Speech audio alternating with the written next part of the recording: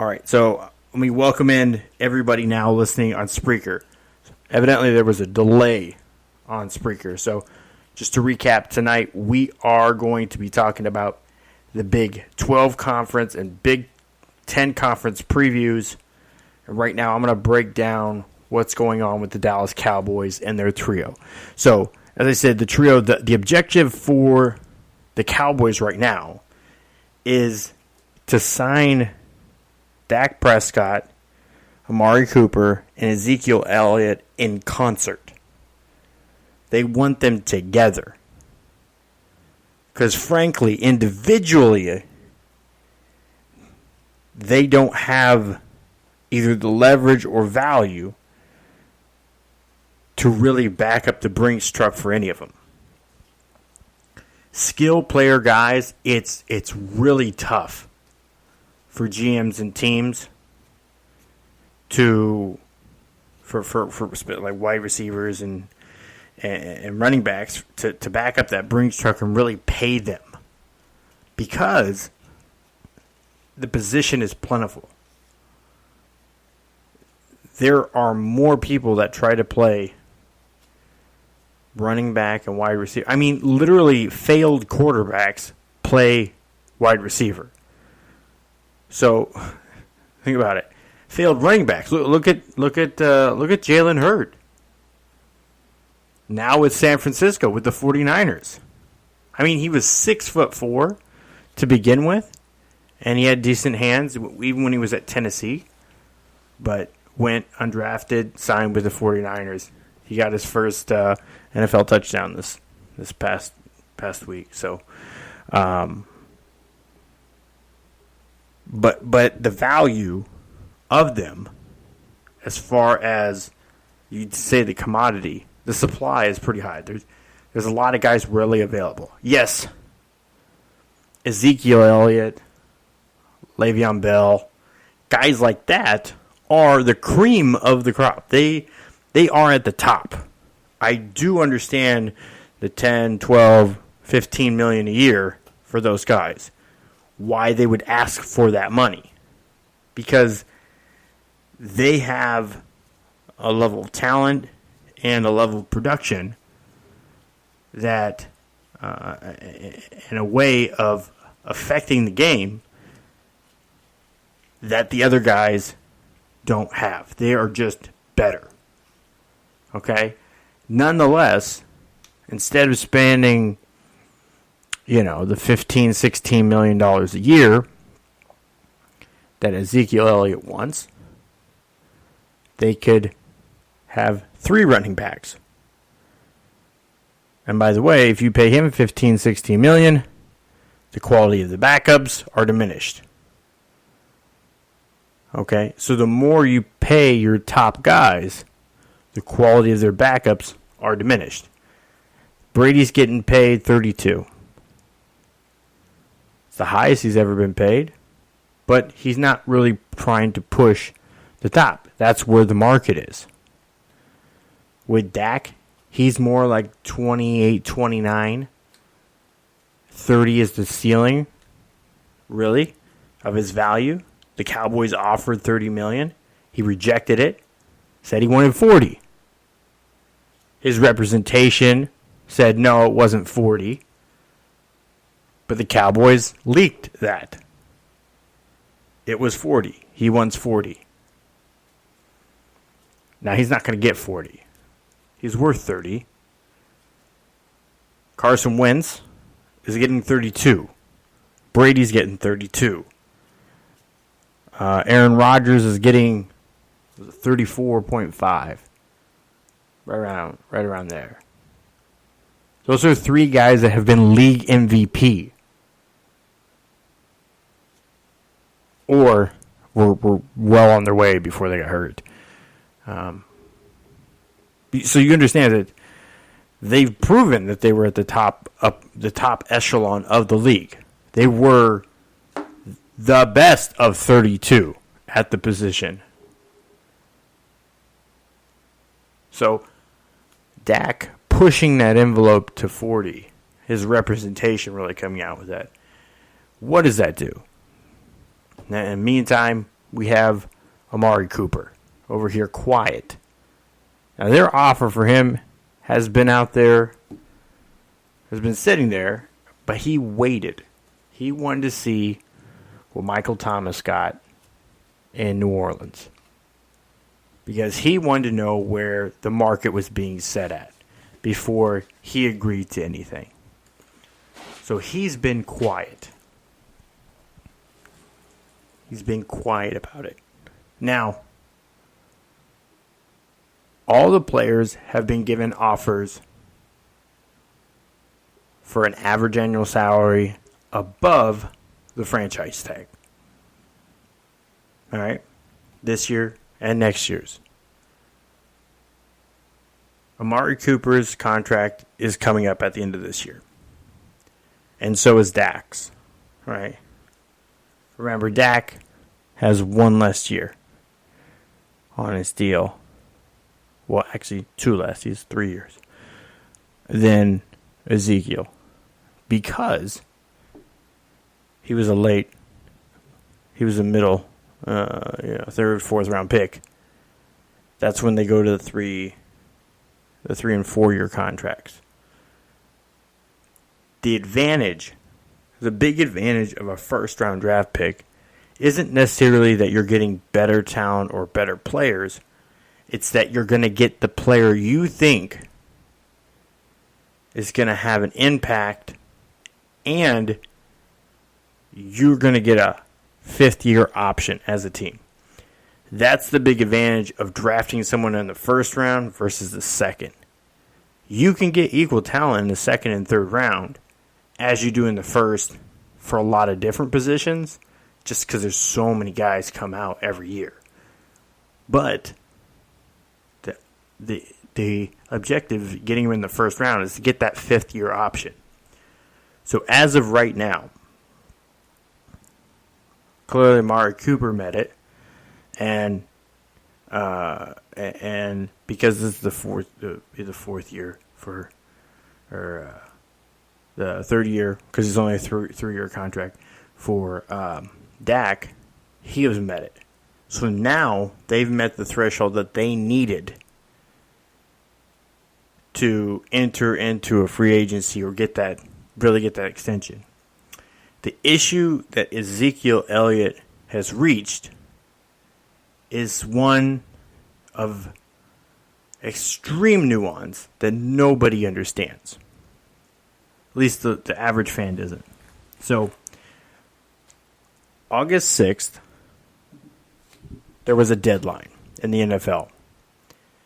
Ezekiel Elliott had to report to the team by August 6th to have this year, to start this year, counting towards a free agency. He still has not reported to the team. He's missed that. Now, if he doesn't report, if he misses the next deadline of week 10, he'll have to make up that year again. So, Ezekiel Elliott is stuck because he was drafted. He's stuck in the rookie contract rules.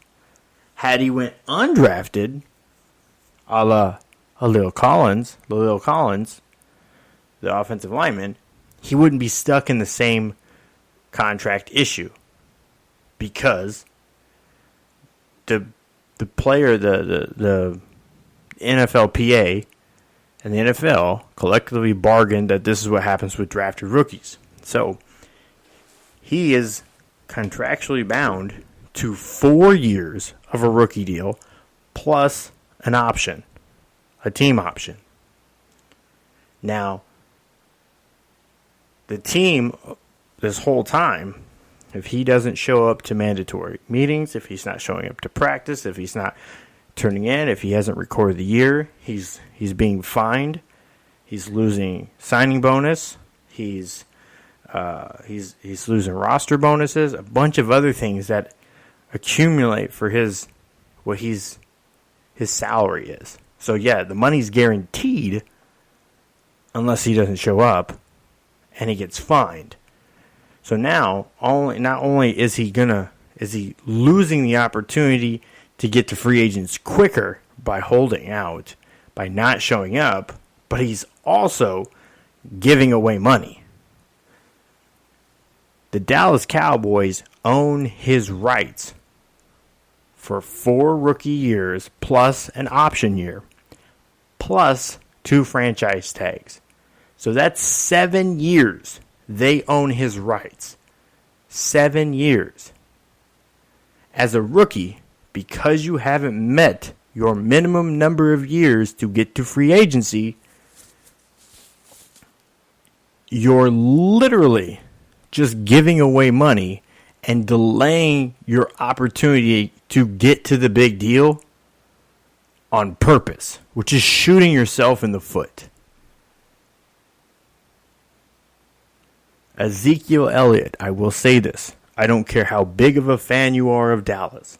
I don't care how big of a fan you are of Ezekiel Elliott. I don't care how much you care for the player to get paid. Give them the money. Cool.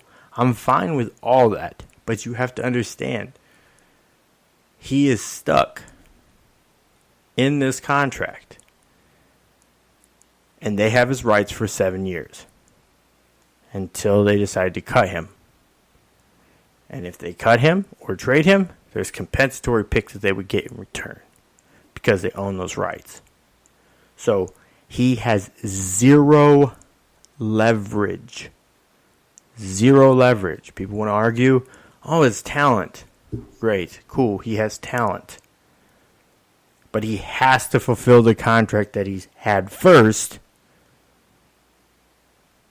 before he can get on to the next one. You know. It's not a sport where you can waiver it. You can opt out of your contract or waive your contract, or they could just buy it out and then sign you for a new one. That's not the way it works for the NFL. It's a hard cap league. This is why there is the parity in the NFL that there is. It's a hard cap league. Yes, it keeps going up. But when we keep getting the top guys always pushing to get to the highest, and you push too much, teams start to get in trouble. We saw Dak got paid a decent pay, but he wasn't really fitting what they wanted to do. They let him go. Amari Cooper isn't in any different situation or any better off necessarily than Dez Bryant. And then you look at how many rushing leaders or 1,000-yard running backs Dallas has had over the last 2 decades. And they let him go. I mean, they let Emmitt Smith go. I mean, you don't get much more epitome of the Dallas Cowboys than Emmitt Smith. And this is back when Jerry Jones had a special place in his heart for everybody that ever wore the Cowboys uniform, and he just paid everybody. He said, no, we're going to let you awkwardly go to Arizona and wear a Cardinals jersey. And just, it looks so weird. See Emmitt Smith in a Cardinals jersey. The Joneses have set their position up as we are not setting the market. We are not going to come out here and give you a bunch of money for the sake of giving you a bunch of money. They value guys that are Cowboys. However, they have to consider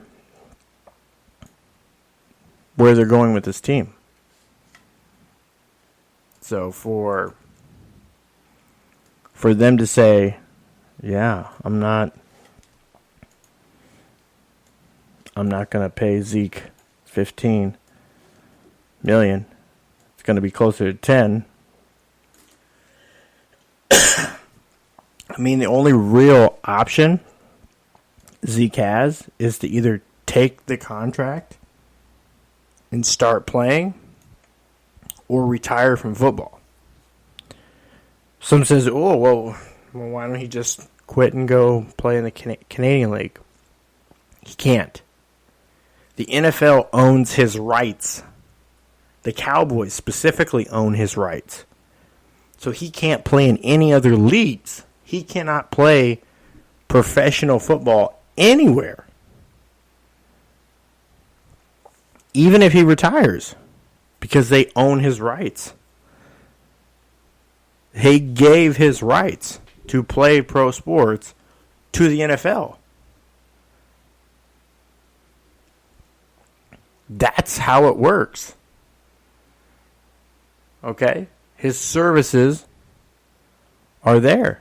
And there's a no-compete clause in the contract that doesn't allow them to go anywhere else until certain portions are fulfilled. So, like I said, Dak is offered 30, which is fair. Like I said, his market value is closer to 28, 29. They offered 30. That's generous. That's fair. He should take that. He asked for 40. I know there are conflicting reports saying yes, he did, didn't. If they leaked it out, he asked for 40. He probably did say he wanted 40. Not that he wanted that to get out, but it got out. His ceiling, what he would get, is probably somewhere between 34 and 36, but it's probably going to be closer to 32. So no higher than 36, though. He's not going to get 40. But Dak's value outside the Cowboys system isn't much there. He's struggled when he hasn't had a back that can work within that system, that can run the ball hard up the middle and open up the outside perimeter by softening up the middle of the defense, by sucking guys in. And Amari Cooper, he hasn't proven that he's going to take the top off the defense or really cause the defense havoc where they have to double or triple team him or where he's going to get open no matter what. He hasn't proven that he can do that. And Dak, he's a good system quarterback. And again, a system quarterback isn't a bad thing. I know a lot of people say, oh, he's just a system guy. But everybody runs a system. It's just that he runs the system well. He's good with his checkdowns, his safe, high percentage passes to the flats, short throws over the middle, and the drops over the top when they're there. High percentage passes. It's a very system-driven thing. A lot of things are designed, and reads are designed, and plays are designed, and he executes them the way the system asks him to. And because he can do those things, he looks good. He doesn't have the talent in his arm or his ability to play quarterback like Wentz, like Brady, like Aaron Rodgers, like Jared Goff. He doesn't have those things. He's not that type of a skill level of quarterback. But he wants to use the leverage that he's won the division twice, and he's been effective in that system as leverage to do that. So, leaking out the $40 million number. Why leak it? Some say, oh, it's tacky. Well, what it does is the highest cap number out of all three of the positions is quarterback. They offer Elliott. They offer Zeke $10 million. He wants $15. Well, they offer $30, and Dak says $40. Well, that $10 million is roughly twice what Ezekiel was asking for. So that's enough to say, that little extra money that you guys wanted, Amari and Zeke, Dak's trying to get that. He's trying to take in your extra. He's trying to take in your over the top with his over the top. Sure, it's only $5 million over the next highest quarterback, of the highest rated quarterback, but that's double what either you guys would get to be a higher paid. What you're asking for your to be around the highest paid or one of the top paid running backs or receivers. He's using each of them. They're pinning the leverage against each other. But they want them to all stay. They want Amari Cooper, they want Dak Prescott, and they want Ezekiel Elliott together. The same way they wanted Troy Aikman, Emmitt Smith, and Michael Irving. They have the trio they want. But now they need that trio to commit to being Cowboys. They want them to be a Cowboy for life. And that's one of those things that they do. The only other team that I know of that really looks at it that any way similar to that is the Oakland Raiders. The Oakland Raiders throw an alumni family reunion every year. They bring back old Raiders players. Their motto is literally, Al Davis said this, once a Raider, always a Raider. And Al and the Joneses, the Davis and Jones family have always been pretty tight. And the Davis family has everything to thank the Jones family for getting the move to Las Vegas, getting the stadium in Los Angeles. So you could say thank you, Rams and Chargers, and the new Levi Stadium built. You could say thank you, 49ers. The Jones family has a lot of power, and the Davis and Jones family have been close. So you can see some of the similarities in the philosophy between the two families. So I just wanted to break this down because I want to go beyond the talking heads. I just want to talk about literally what are they looking at from the business aspect of it. The Dallas Cowboys, in actuality, don't need any of these guys. They don't need Dak. They don't need Cooper. And they don't need Zeke to win. They've showed enough to where whoever they're putting out there at quarterback, running back, whoever it is, they're about a 500 team no matter what, with the best or worst team they're rolling out with. Just so happens, they're really building along the offensive and defensive line. That's really where they draft every single year to stay up with that. And that's why you get multiple rushing leaders, they let go. Multiple 1,000-yard rushers, they let go. You know, they get a guy that's a veteran on the edge. They let him go. They let him leave. They let those top-end guys go now. And that's something they've kind of seen with New England that has worked. New England doesn't overpay for anybody. In actuality, the most the Patriots have ever paid for their combined, for their running backs, is like 6.5% of their cap. And that was a couple years ago. Right now, it's usually around 3% for all of their running backs. If Zeke took 10%, I think that puts him at like $7 million a year, $7.5 million. But Zeke alone wants 15, which is roughly, 14% of their cap on one player, on a running back, a guy that still, even though he's been productive and he's taken a lot of carries and a lot of punishment, also has never played a full season. Has proven that in the offseason or during the regular season, he can't stay out of trouble. He literally,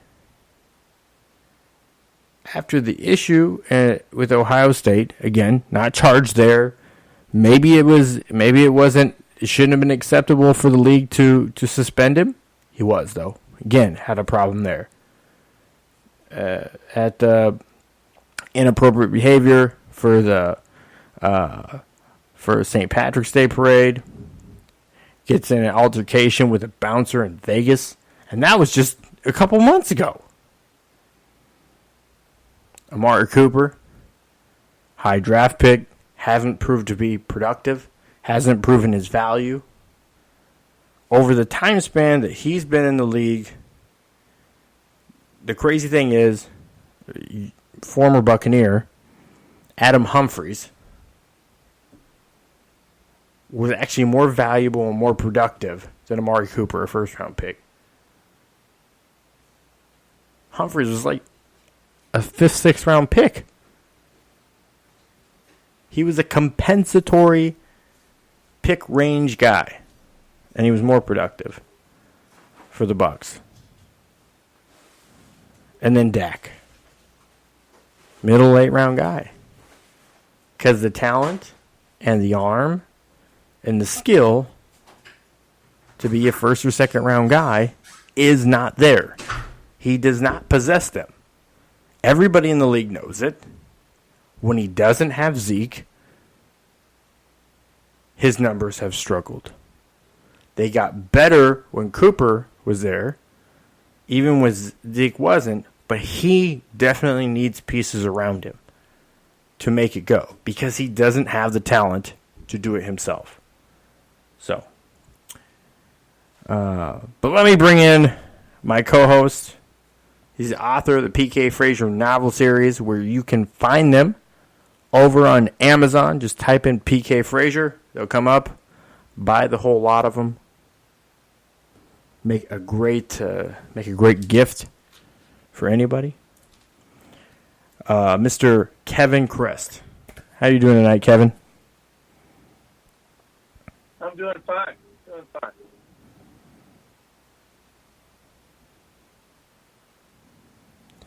So, what do you? We're going to get into the Big 12 and Big 10 conference tonight. What do you kind of make of the situation in Dallas? Well, I mean, I don't disagree with anything yet. We talked earlier about that. I mean, Yeah.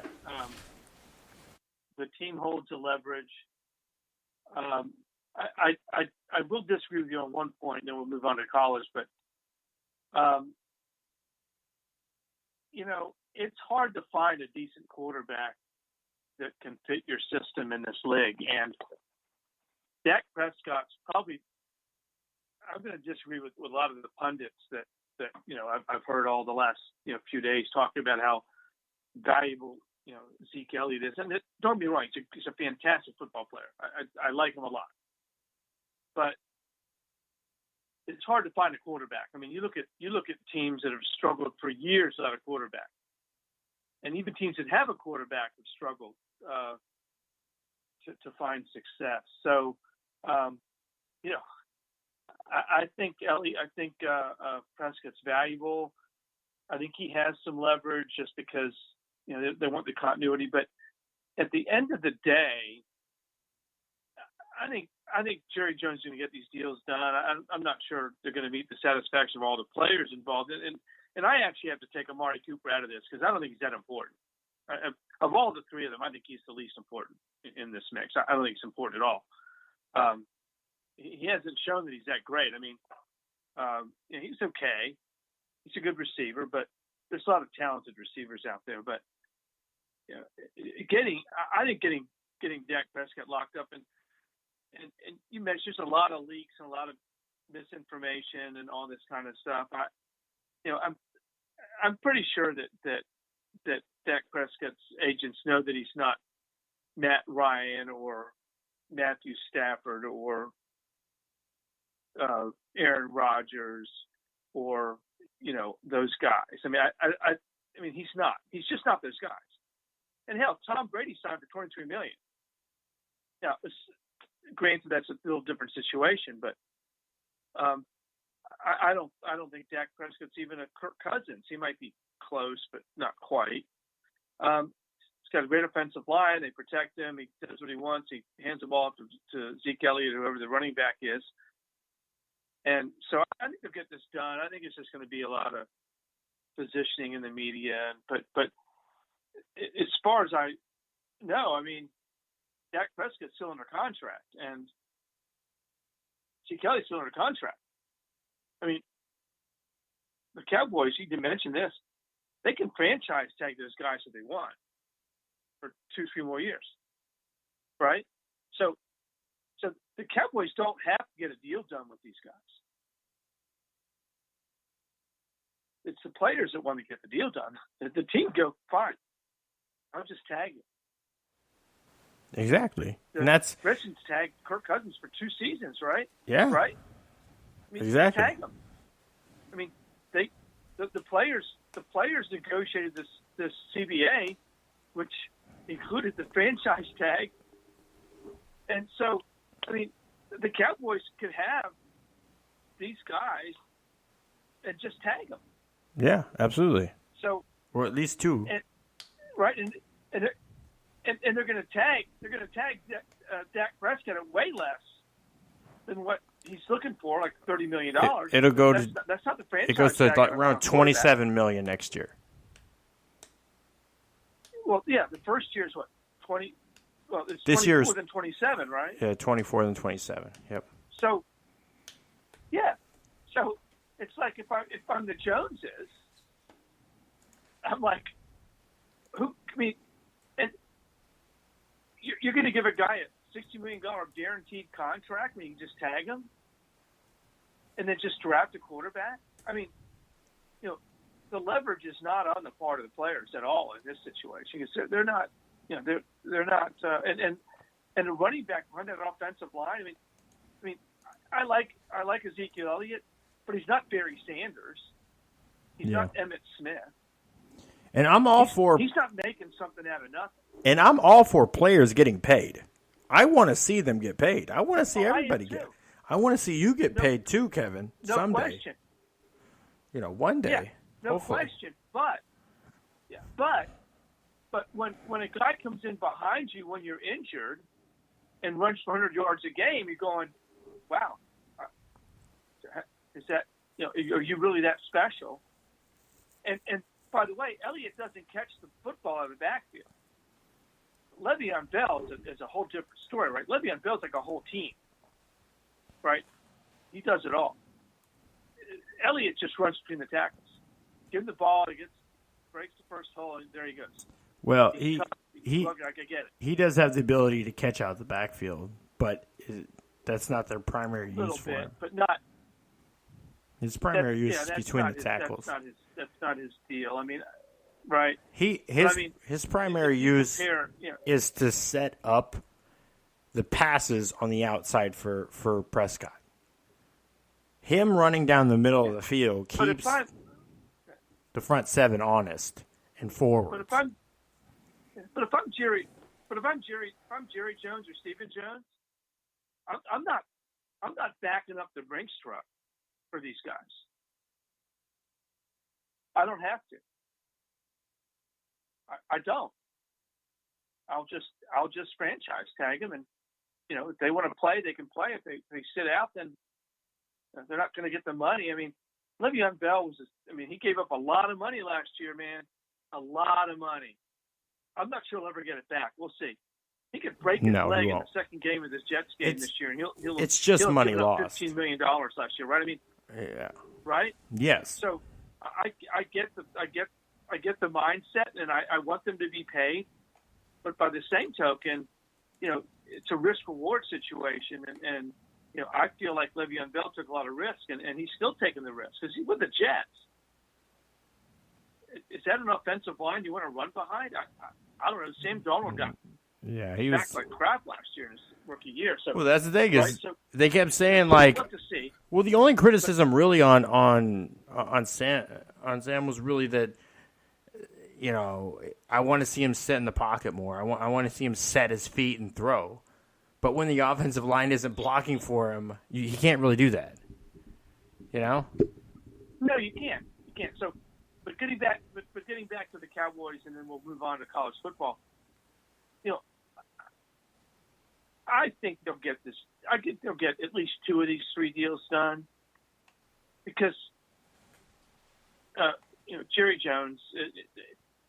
They've always operated on the up and up. They're not. I mean, they're not trying to hoodwink anybody here. They're not. I mean, but they don't have to. That's the thing, though. As you said, they don't have to work any deals because the guys are still under contract.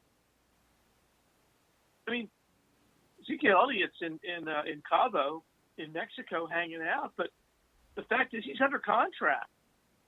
He's supposed to play, and if he doesn't play, then he just keeps moving back his time that he's committed to the Cowboys. So I think they'll get it done. I think they'll get a deal done. I mean, I just feel like they will. I heard Stephen Jones interviewed on the Rich Eisen show last week, and he sounded like pretty confident they were going to get this stuff done. All this noise around Dak Prescott wanting $40 million, that's ridiculous. He's not going to get $40 million.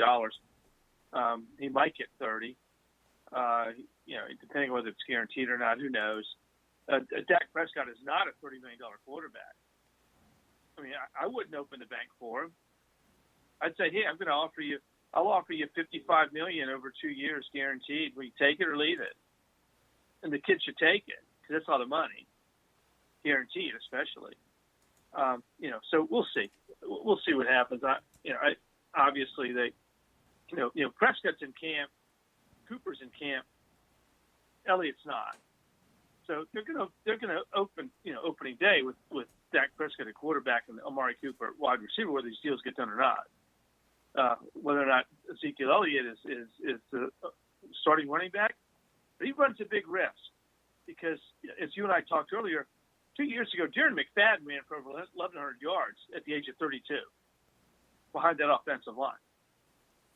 So, if they bring in some kid, and I heard talk about somebody today. They bring in the kid, I think his name's Pollard. They bring him in. He runs for 110 yards against the Giants opening day. I mean, it's like, Zeke who? Huh? Where is he? So, yeah. Big risk. I wouldn't want to take. I mean, I wouldn't want to take that risk if I was Zeke. I'd get my ass in camp, and I'd get there and I'd work out a deal, and I'd play for what I signed for. There's another thing about this. It's a cultural thing, Matthew. I think this is a thing about commitment. He signed a contract. He signed it. He signed his name to it. He committed to it. There's for some reason in this day and age you can just walk away from a commitment. He committed to play for the Dallas Cowboys for a certain amount of money for a year. He needs to go into camp and play football and commit to what he committed to, and work it out in the background. But the fact is he signed his name to a contract. He's got to commit to that. I don't care if circumstances change. He's got to commit, and he's got to abide by that commitment and that contract. So I have absolutely, I know you say you want to get paid, but I have absolutely zero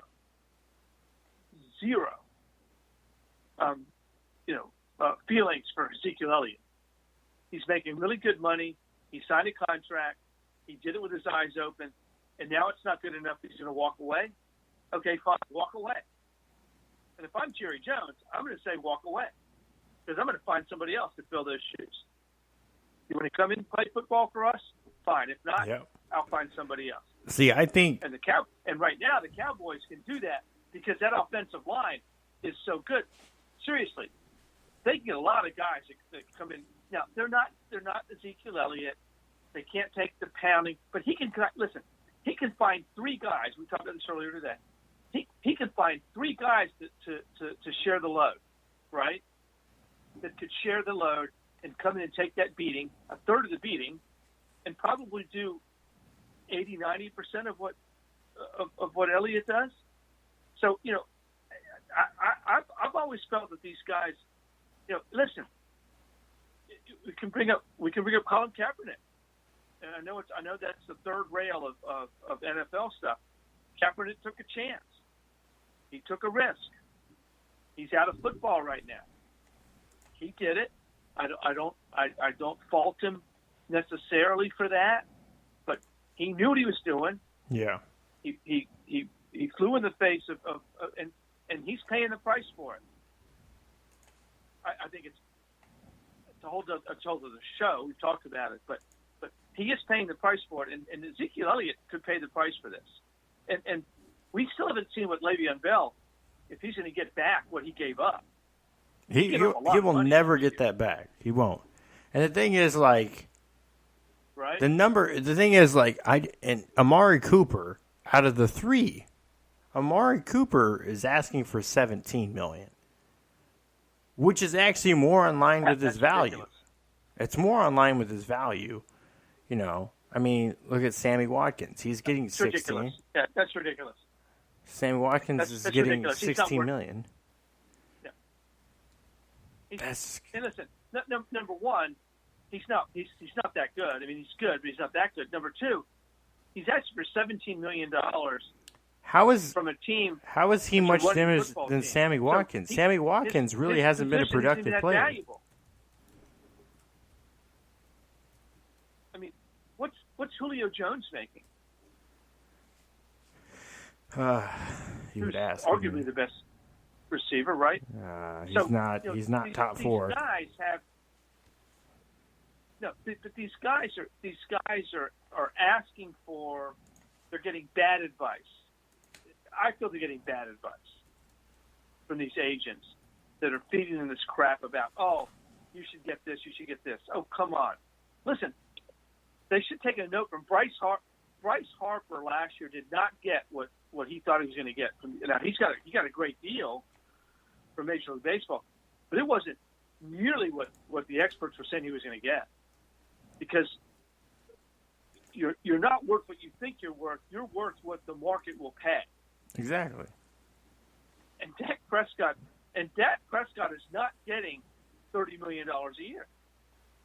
He's not worth it. Julio, no human being is worth $30 million a year in football. Julio's getting paid on average around $12 million a year. That's what he's getting. But he signed his deal in 2015. So his deal's about 4 years old already. So he has one more. He has this year and next year left. So he'll be coming due, and it'll probably be closer to because see the tag for receivers is at 15. So he's making less than what the franchise tag is now. So it almost would be worth him to hold out at this point and ask for his contract to be restructured. Everybody, he has the grounds right now to ask. He has this year and he has 2 years left on this deal.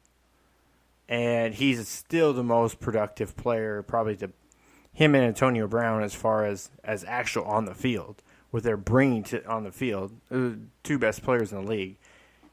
With him, you don't have to worry about the off-field stuff. So Julio is providing more overall, and he's making less. So that's the thing is, like, this year, he makes less money than Amari Cooper. Amari Cooper is making 13.9 on the last year of his rookie deal versus what's that? 13.4 Julio Jones makes this year, and he makes actually 12.8 next year. So he's going to make less money in the last year of his deal than he will this year.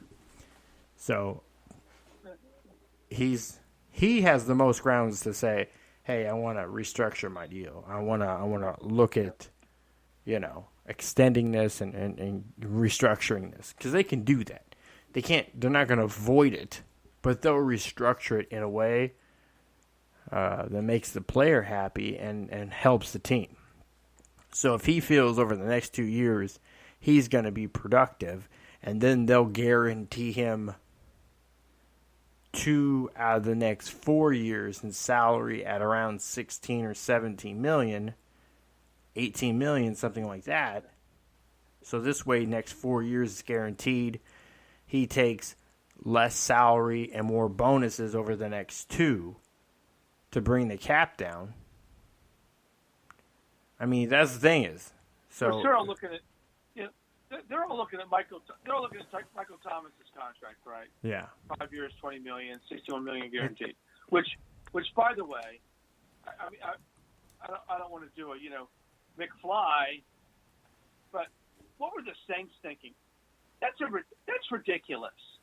I mean, that contract for Michael Thomas is ridiculously stupid. You pay a wide receiver who, by the way, touches the ball maybe 10 times a game, right? Maybe. That's a really good season. If he catches 10 balls a game, that's 160 catches a year. That's a lot of catches. That's a record, right? You're paying a guy $20 million a year, 61 guaranteed, right? No, which is $8 million guaranteed to catch 8 passes a game. Think about that a second. Well, think how stupid that is, right? I mean, think how stupid that is, and he's setting the market for the rest of. I'll guarantee you that the other owners were calling the guy, going, "What are you doing to us here? Why would you do that?" A wide receiver does not impact the game like that, especially not Michael Thomas. I know he's good. I'm not even going to put him in great. I mean, I don't put him up there with, Plexico Burress even, or Randy Moss, or Calvin Johnson. Just so you know, back in history. I mean, are you kidding here's me? why. I'm gonna explain so Amari Cooper's through statistics. This is what the Saints look at when they looked at him. He averages. He has the second highest average in the league per game for yards per game.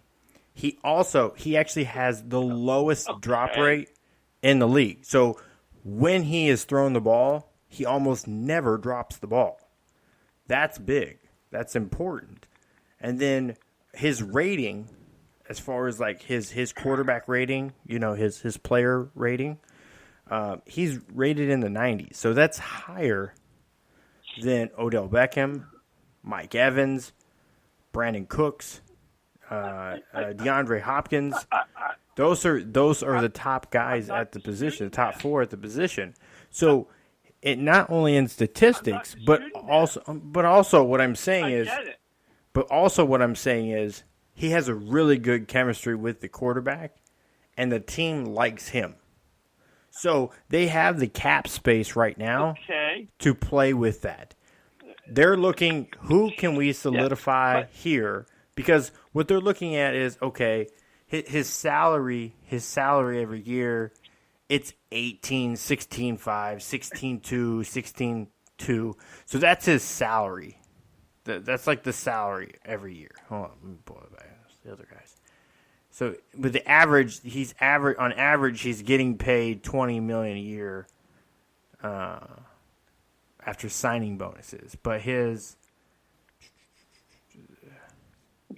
that's still ludicrous. The salary is when you think about it a second. Like, the funny thing, so this So- year's salary is only $1,600 and some dollars is what he gets paid this year in salary.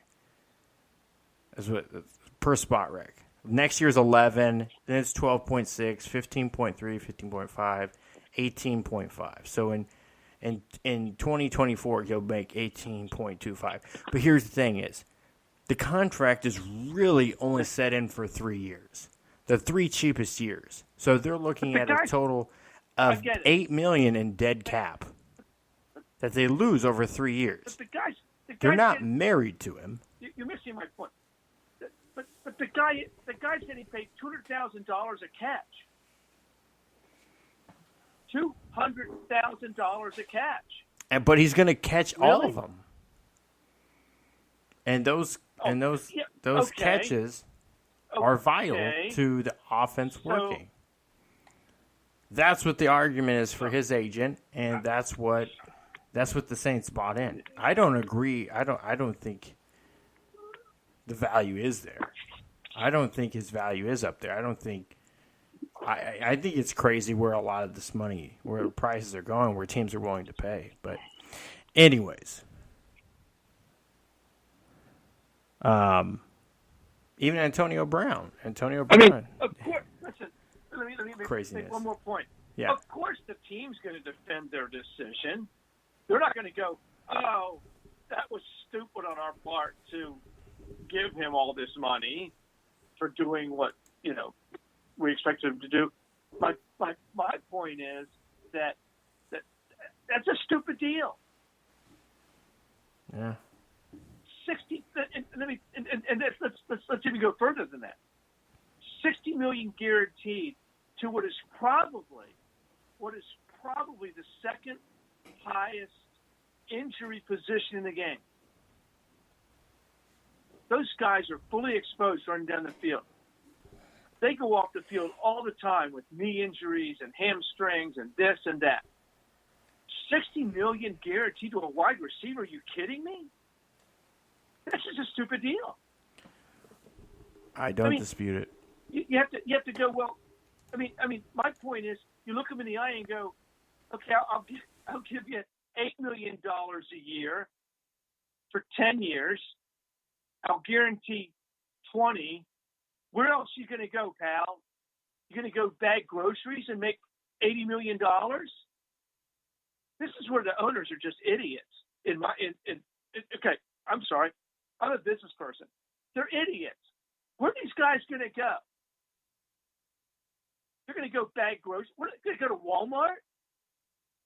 Go to Home Depot? These guys have no other skill set. Most of them probably got a 2.0 in college, barely made it out of school. They're going to go play football. Where else are they going to go? How much are they going to make? I mean, Le'Veon Bell's like, "Oh, sit out."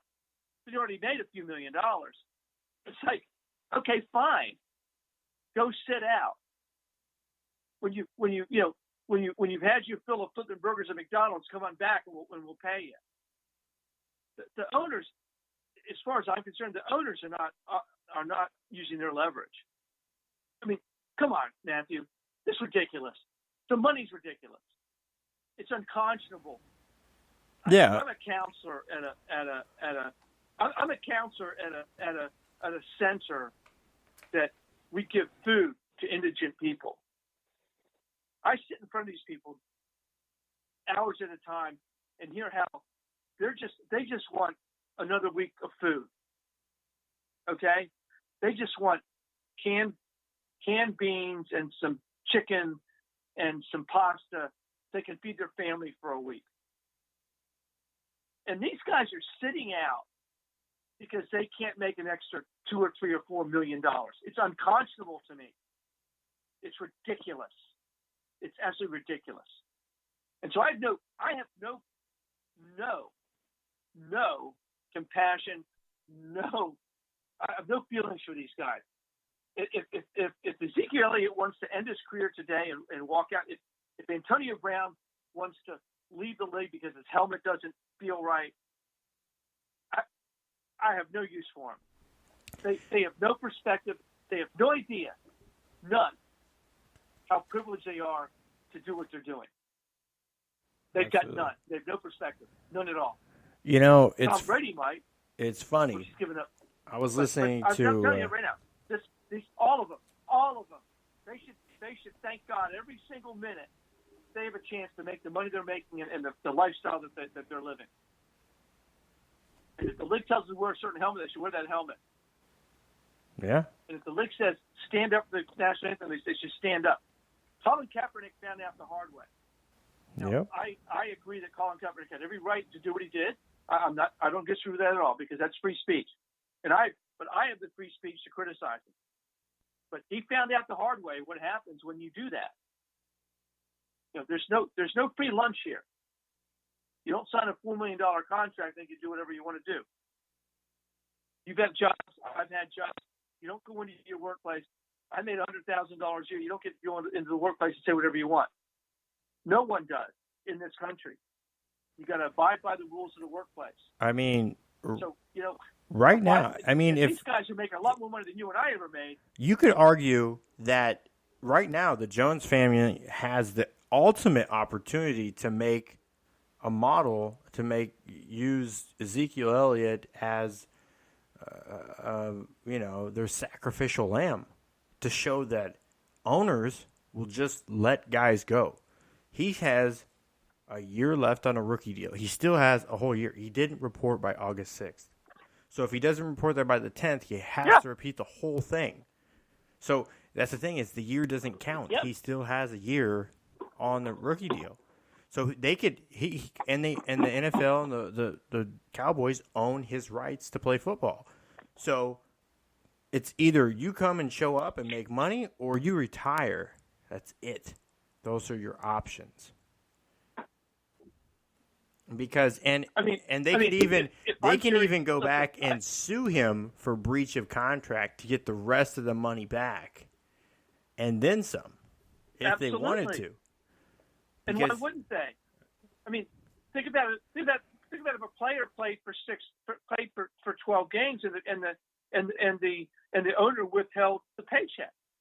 Don't you think the player would sue the owner and say, "Give me my money"? Yeah, and because he's still on the rookie deal. He doesn't qualify because he's not a vet. He's not a veteran. He's not a vetted player. He hasn't. Right. He doesn't qualify for arbitration. And I know there's a lot of people saying, "Oh, the NFL doesn't have arbitration." It absolutely does have arbitration. Whenever, like for example, we talked about players that didn't like their helmets. So the league changed their helmet rule just to kind of shed some light on. They have a new updated helmet, and Antonio Brown didn't like it. I get it. It makes it harder to see. I get he likes his helmet. I get the bitching about it. I get him getting a lawyer and trying to fight it. But here's the thing. But here's the thing. They actually bring in an arbitrator. It was endorsed by the Players Association. Yeah. The Players Association endorsed that helmet deal. Exactly. Right? So this was a joint effort between the league and the Players Association. This was not an arbitrary ownership mandate. The Players Association agreed to this. Yep. Under the CBA. Yep. So, as far as I'm concerned, I would love Jerry and Stephen Jones just to go, you know what, Zeke? We're not negotiating a new deal until your deal's over. Exactly. And I got a text message here. Come play. I did get a text message that Antonio Brown is going to report to camp, by the way. For sure. Yes, I did hear that. That's a different issue. That was kind of a weirder issue. Yeah, he'll be in. He made a great statement today. In fact, I think that, or last night, whatever it was, he kind of smoothed all that over. I appreciate Antonio. I'm not throwing Antonio Brown into this mix. He was it's a little different story because he never did threaten. Well, he threatened to retire if he didn't get the helmet right, but that was just Antonio Brown being Antonio Brown. Exactly. But in terms of Zeke Elliott sitting down in Cabo, if I'm the Joneses, I'm going. You might want to maintain residency down there because we expect you up here to play football. Here's the thing. To a contract. And just to kind of tail on that, the Cabo thing. let's hope Ezekiel Elliott. For Ezekiel Elliott's his representation in him. Let's hope he doesn't get hurt after not reporting. He didn't report. So anything he gets hurt for, regardless if it's training or not, they can classify that as a non-football injury because it wasn't done during practice. Right. So he can be put on a non-football injury list, and that could void that year because he got hurt outside the because there's clauses in the contract that says you can't do this, you can't do this. If you get hurt doing something else besides what you're supposed to be, you have to show up. If you haven't showed up and you also get hurt, so these things are saying, hey, if you're going, you know, because remember, Le'Veon Bell was in the final year of his contract, right? He was going to be a free agent at the end of that time, no matter what, right? So Le'Veon Bell was in a fairly unique situation, right? And so he rolled the dice. Became a free agent, and now he's with the Jets. But he still gave up an entire season of salary, which I think was $8 million, I believe, last year. So but Zeke Elliott's playing with fire here. I mean, he may not be able to play for 3 years and not get paid. I mean, his career's over. So, I think that they're going to come to some agreement. But I'll tell you, the longer it goes on, the more likely it's in the Cowboys' favor than Zeke Elliott's favor. Because the longer the Cowboys wait him out, the less leverage Zeke Elliott has. Obviously, right? Just if he doesn't start game one, and some guy could say, "Well, look at James Conner last year for the Steelers." And Bell gave up 15. He gave up $14.5 million. And the Steelers went, and the Steelers went, well, we're paying James Conner $600,000 on a rookie deal, and we're saving tons of money, and we don't need you anymore. Okay, so Le'Veon Bell basically lost that bet, right? Yeah. Because he lost all of his leverage. Antonio Brown lost all of his leverage. Yeah. He kind of bailed, and Smith-Schuster came out of nowhere for the Steelers. So my point is, these guys think there's something special, but there's 10 guys behind them lined up to take their job, and they will. And they're a dime a dozen, especially at running back. And Bell is also a risk, right? One of those off the field risks too, because let's not forget he's still in the substance abuse program. He's still under that protocol. He can be because with the marijuana. Yep. So he's still in the drug program, and he gave up $14.5 million, and then he turns around and signs for it says an average of 13.1. So like I said, he cannot make up that difference because his average is less than what he gave up. He literally just gave up money. And by the way, the Jets can get out of this contract in 2 years and just $4 million in dead cap. There's no way Le'Veon Bell can play long enough, given the shelf life of a running back in the NFL. There's no way he can play long enough to recoup what he gave up last year. No, there's no way. I think, right? And that's the thing is, he can do that. He really, that's what he had to do to force free agency earlier. But that's the thing is, not only did he give up the 14.5 last year, but then if they franchise tagged him again this year, that's still more money than he's making now. I'm just saying. Yeah, exactly. Okay. So it's not really 1 year. I can't fix stupid. It's 2. I can't fix stupid, Matthew. It's $30 million. I can't fix stupid. His agent was stupid. He was stupid. Stupid might be too strong a word, and people might say it's a racial term. It's not at all. No. He made a really He made an error in judgment. He could have walked away with $30 million, almost $30 million for 2 years of service, right? Under franchise tag. Yeah. Which he'll never make that. It looked like an uneducated decision. It did. It looked like an uneducated. It looked stupid. I think stupid is a fair term to use. It was. You could say retarded if you wanted, remedial, retarded. You could use those terms too because it shows a slow thinking or state of mind that wasn't completely thought out. But evidently they thought they have. See, this is the thing. Being in an industry, really, I mean, just like in real estate, there's a lot of people I think a lot of these agents need to learn to talk to their client and say, it's not going to work. You're not going to get this. I have to tell people every day saying, I want $300,000 for this house. Well, this house sells for $260. You're not going to get it. $240. You're not going to get that. It's not even up to date. You're not getting it. Sorry. You're not getting it. That's just where the market's at. Yeah. Sorry. And it's misguided. And it's like who's advising these guys? I mean, schlups. It's just I have a friend of mine who's one of his favorite saying is it's stepping over $1 to pick up a dime. Exactly. Le'Veon Bell stepped over $1. If as an agent, pick up a dime. You can't step up to your client and say, this is what's real, this is what's up, then people shouldn't have you as an agent in anything. Because if you can't be forward and honest with your advice, you're just trying to get whatever money you can get out of them and do whatever you think what's making them happy and not be willing to tell what's best for them. That's why the whole industry of finance we had to have a federal law put in place that everybody that's dealing with finances are supposed to be a fiduciary.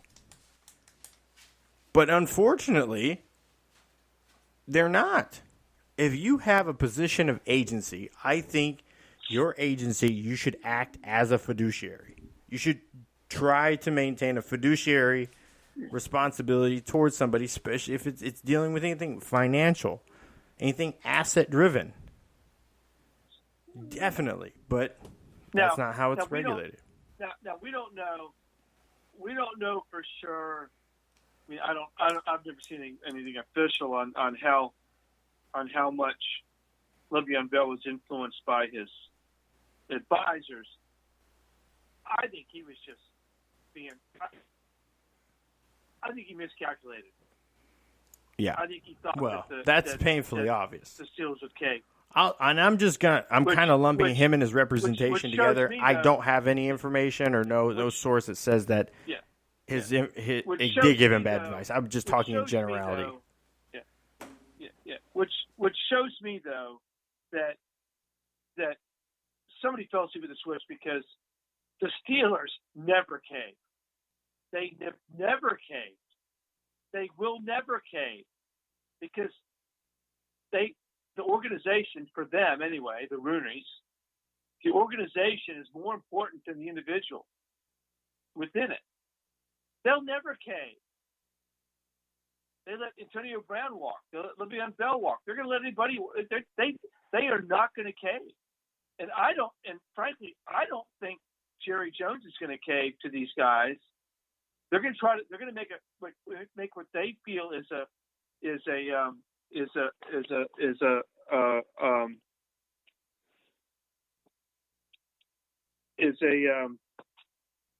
fair offer.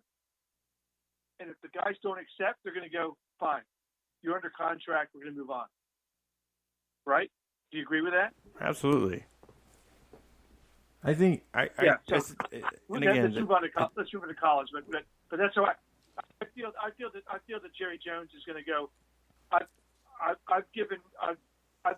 made an offer and been fair about this, but if you don't accept this, then the rules change. And by the way, Jerry Jones is one of the most influential guys in the National Football League, and what he says is going to go. And then he'll go back to his colleagues and go, the next CBA, we're going to change some of this stuff. This is ridiculous. So, I agree with you. I agree with that too. So, let's move. So, but College, Big 12. Yes, and we're going to get into the Big 12. I got quick transit. Well, it's actually a good transition because Dallas is right in the middle of the Big 12, so we can move from pro football in Dallas to college Big 12. Yeah. The two favorites right now, overwhelmingly in the Big 12, I hear Oklahoma and Texas. Because I know a few of you that listen or have seen the show, especially when I had the video, and that'll be as soon as my new studio set up. I'll have the video back on, and then Kevin will, when he learns. Kevin's been working on YouTube doing the makeup, so when he gets the makeup figured out, he'll join in on the video too. He's actually going to do. Are you still doing the YouTube channel, the makeup thing? Because I know a lot of people are making a ton of money off doing makeup on TV or on YouTube. But No. I collect Sports Illustrateds, and I picked up two. I was really excited. I picked up one was the cover. It was 1971 Nebraska, Oklahoma. Irresistible Oklahoma meets Immovable Nebraska. And then I picked one up. It was from 1966, January. It was the bowl games. And it's just like the artwork of the pennants of different teams. And it's crazy. Some of the teams, most of the teams are kind of pretty much the same as we see now, except for kind of splatter in here. You got Tulsa and Texas Tech, that's Louisiana State. That's LSU. Okay. It's interesting. I collect these. I'll put them up. Sometimes I'll go through and read some of the old stuff, especially if it's a hyper-focused topic like college football, about a team or something in that point in time. And these aren't archived, which I found out, where you can go back and just look at them. Now, I don't keep all Sports Illustrateds, but a good number of them. I just sent that on over to you. But those were interesting that I picked up this last weekend. I did see that. In fact, I remember, and this is before you were born. Yes, it was. That at least 20 the one years. with Oklahoma, Nebraska on the cover.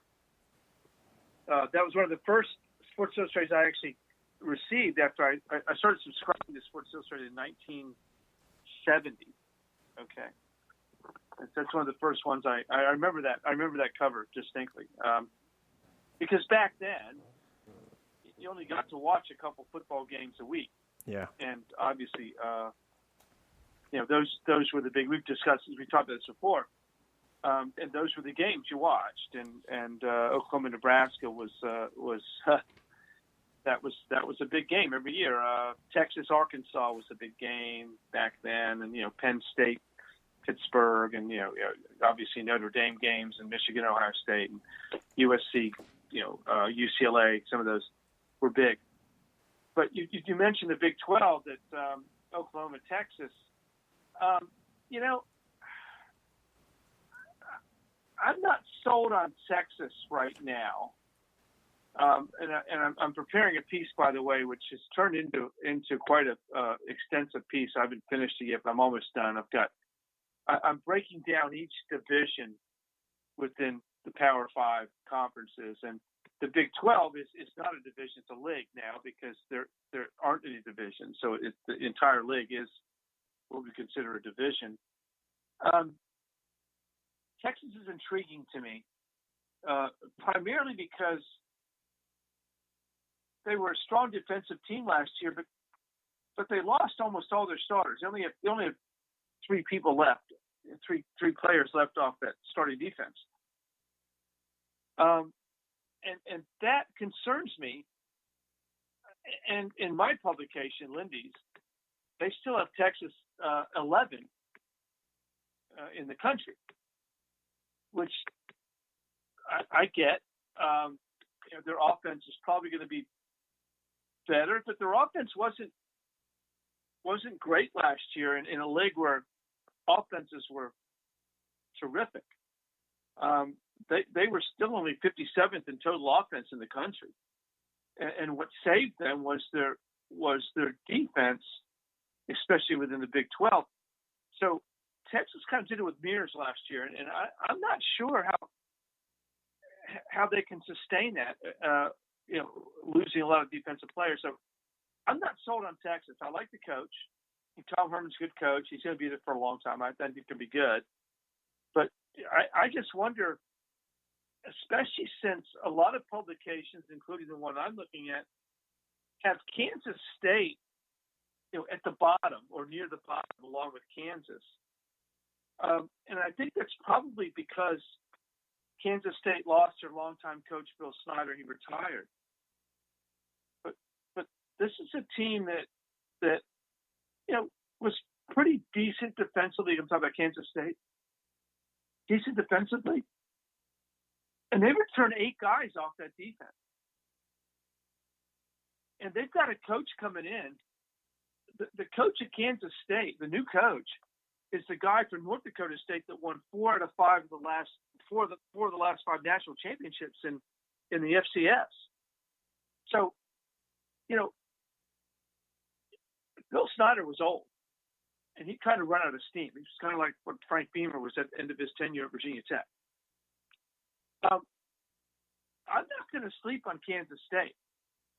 I think that they may be able to make some noise in the Big 12. Now they were 5-7 last year. They beat Oklahoma State.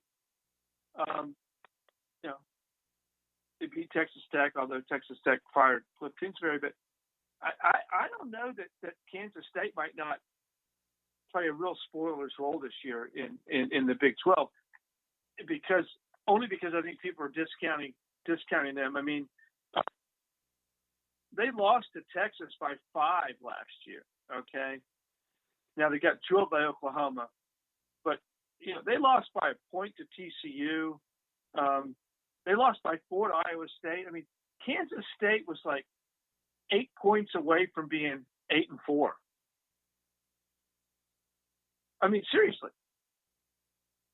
I mean, they lost by 5 to Texas, 3 to Baylor, 1 point to TCU, and 4 points to Iowa State. And this is a team that returns 8 on defense, and defense is their calling card. I'm not saying they're going to win the league or anything. I think Oklahoma is going to win the league. Okay, I think Oklahoma is still the best team and by far the best team. But I'm not sold on Texas, and I'm not going to sleep on Kansas State. I think this conference is going to be very interesting. And by the way, they're the only conference that plays a round robin, so everybody plays everybody. So you don't get to dodge anybody, right? So yeah. And I'll give another team I'm not going to sleep on. Les Miles is taking over at Kansas. He's going to inject immediate quality into that program because Les Miles is a good football coach. So, this could be a very interesting league. In fact, it's probably the most unpredictable of all of the conferences that we're going to talk about, mainly because of Kansas State and Kansas and Texas losing so many guys on defense. This could be a really wild conference, especially if Oklahoma gets upset by somebody, that we're not expecting. I mean, Iowa State's going to be good. Oklahoma's going to be good. Beyond that, I'm actually going to put Iowa State above Texas at this point in my mind, but we'll see. Now Oklahoma has to deal with the loss of Kyler Murray. I mean, they're going to, but Oklahoma always seems to have a quarterback, don't they, Matthew? I mean, it doesn't matter. And guess who it's going to be this year? Jalen Hurts. Yep. From Alabama. So they're going to be really, really good because Jalen Hurts. Oh my gosh! Wait, he led Alabama to a national championship at some point back in the day. So Oklahoma's going to be good, and they're going to be a class of the league, and they might not lose. They lost to Texas last year, but I'm not sure it's going to happen this year. But so this is going to be a really fun year. In the Big 12, especially farther down the line. After you get through Oklahoma, because I don't see Oklahoma with Jalen Hurts. They won't miss a beat after Kyler Murray because it's just I think that they're going to do well. Jalen Hurts is even better than Kyler Murray, right? You can make a case that Jalen Hurts is better than Kyler Murray. I think he's bigger, better-looking stronger specimen, but I don't know if he's better. He's not an accurate passer. He's not a good thrower of the football. But we'll see what Lincoln Riley is able to do to develop more of him there. Now, you kind of my sleeper team for the Big 12 too is also K-State. I mean, you look at what they did over the last 4 seasons. Yeah. Over the last 3 seasons is 9-4, 8-5. Quality win seasons. That's under Snyder. Last year they've had some bad breaks. Like you said, they could have easily been a 9-win football team last year. This year, Absolutely. This year they're Nickel State, Bowling Green. They play Mississippi State at Mississippi State, but at Oklahoma State. But then they got Baylor at home, TCU at home, Oklahoma at home, and again they played. Yeah, that's a good stretch. They beat Oklahoma State. Yeah. They got a bye before they played TCU. They came close, like within 5 of beating them last year. Oklahoma, again, was a lot closer than it was supposed to be. They go to Kansas. We don't know what Kansas is going to be. Texas, again, there's another thing. Like we said, that Texas. I'm not sold that they're back, like their quarterback has proclaimed. But yet. They're there. We'll see what they have. West Virginia is probably the biggest question mark, I think. They got the talent. They got a new head coach. But what did they lose? Are they losing? They lost their starting quarterback. They've lost a good portion of what they were looking at just on their roster. I mean, they returned 3 guys on offense and 6 on defense. Clearly, if you look at the scores of the games, they weren't really big on defense anyways. So still, your offense is the big part. You're only returning 3 guys, and 2 of those are offensive linemen. So what is West Virginia? I have them returning 5 guys on offense, but we might be looking at different. Phil Steele says 3. I don't know what Lindsay says or anyways. Yeah, but I think that they're being downgraded just because they have a new coach, right, and a different scheme. But West Virginia, Kansas State. I mean, I think you've got some spoilers in there, right? I mean, I don't think the league is. I think the league is fairly deep. Kansas is an outlier because they haven't been very good. But Les Miles is going to make him better. I mean, Les Miles will just slow down the game, right?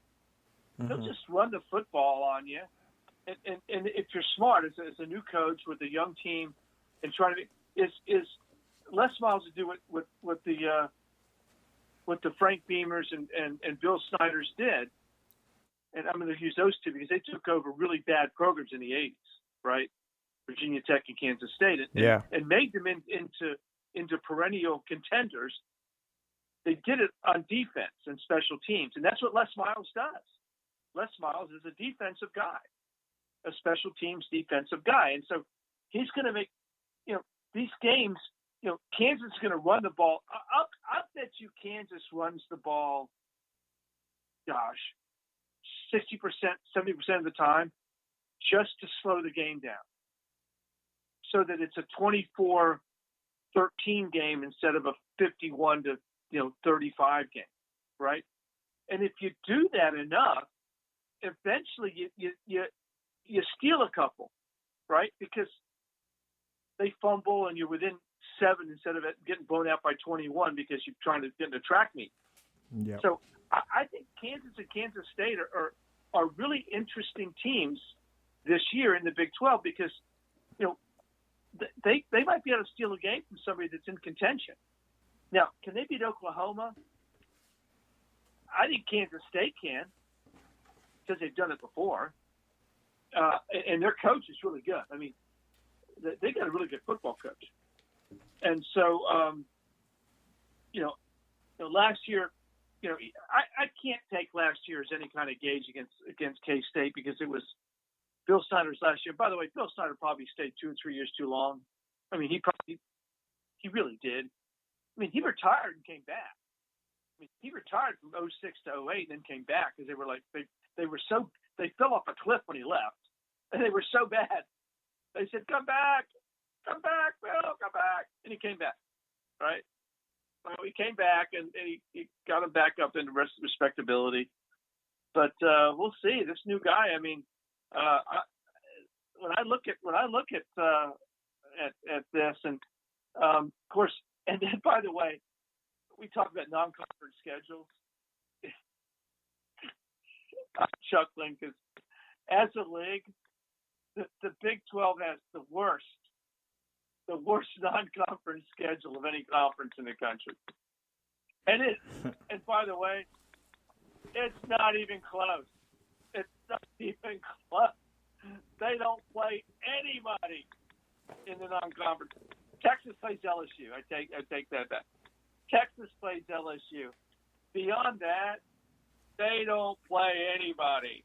Well, and I mean anybody. Oklahoma plays Houston and UCLA. Texas plays LSU. Oklahoma, but TCU goes to Purdue. Okay, Purdue's 50th in the country. Come on, that's not Iowa plays Iowa State by default. I'll give you by default. I'll give you Oklahoma. Now Iowa State plays Iowa, but that's only because that's a rivalry game. They play every year. You'll like right? this one. You'll like this one. Oklahoma State plays Oregon State. I can't even say it with a straight face. Yeah, the worst team in the Pac-12. Montana State. And they is there? I didn't know Montana had it. How is this? You know what befuddles me? Nebraska has Nebraska. That's it. And it used to be Creighton, but Creighton didn't. Their football program didn't last. They talked about bringing it back, but anyways, Nebraska just has Nebraska.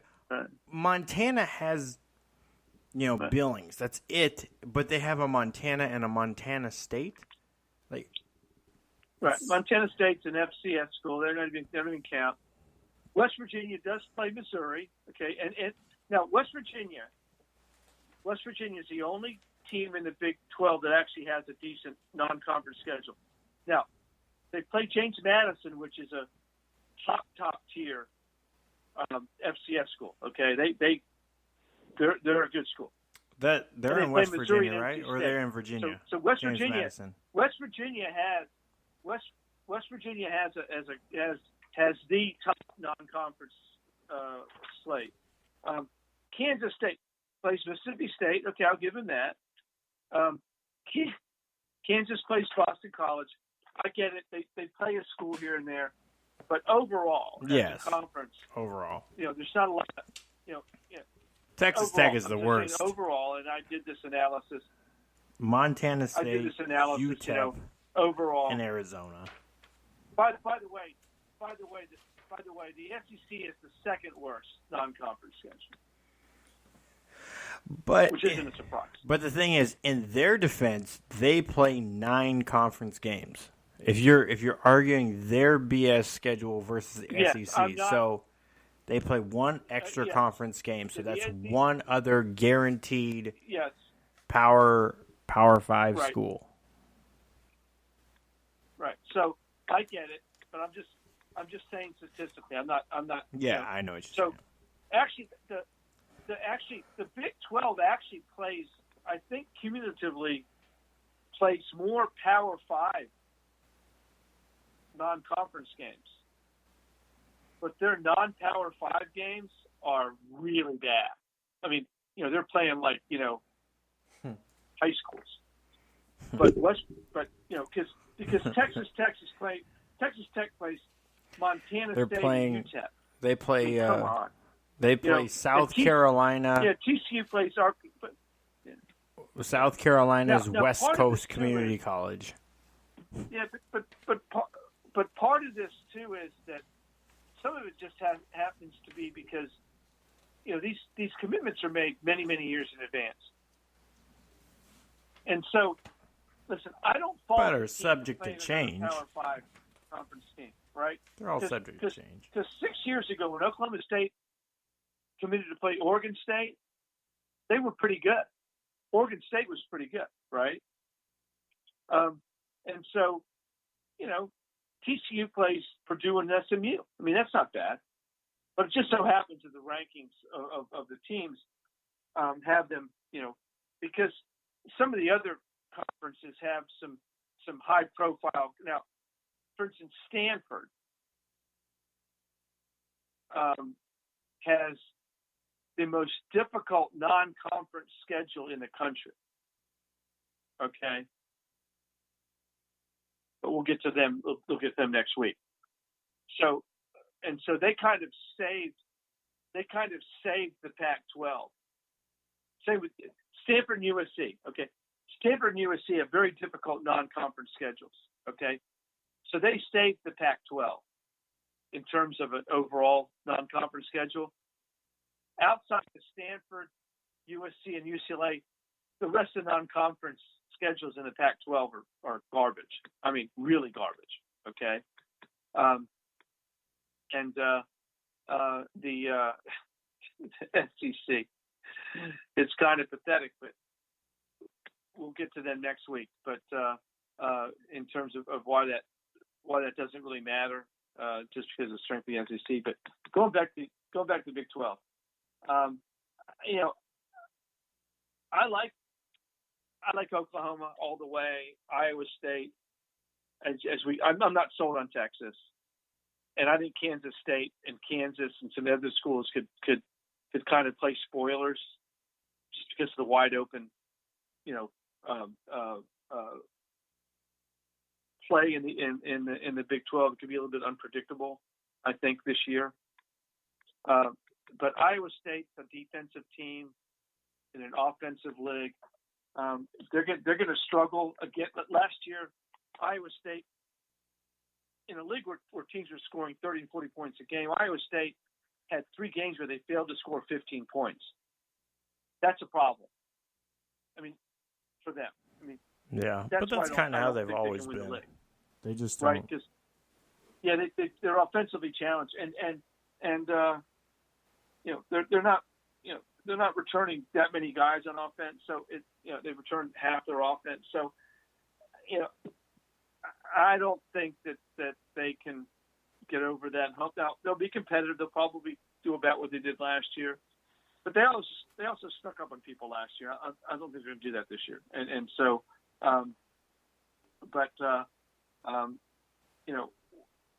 they scored 10 points against Texas, 14 against TCU. 3 at Iowa. Now, we know Iowa's a good defense. Okay, we'll get to the Big Ten here in a few minutes. But you just can't. You've got to score more points than that. To compete in the Big 12. So I don't, Matthew. I see nobody competing with Oklahoma in the Big 12. I think Oklahoma might run the table. They've got that. They've got the Oklahoma has the game against Houston. They also play UCLA. They go at UCLA. UCLA is not that good, so it's going to look good on paper if they run the table because they'll have wins against Houston and UCLA, and Houston's probably going to be a 9-3 team in the AAC. We talked about them last week. I mean, they however, if Houston does pull the upset, at Oklahoma, that changes a lot of things. Well, Houston's going to score a lot of points this year, so Which I think it'll be an interesting game. Which they did a couple years ago, by the way. Yeah, Houston beat Oklahoma a couple years ago, but yeah, but Oklahoma, if they were trying to replace Kyler Murray with some freshman, I'd be like, ooh. But think of Jalen Hurts. I mean, come on. The guy's a proven winner, right? I mean, at a big program. I mean, this is Jalen Hurts is not going to be. It's not going to be awed by the moment, right? I mean, he's played in the pressure cooker of the SEC with Nick Saban.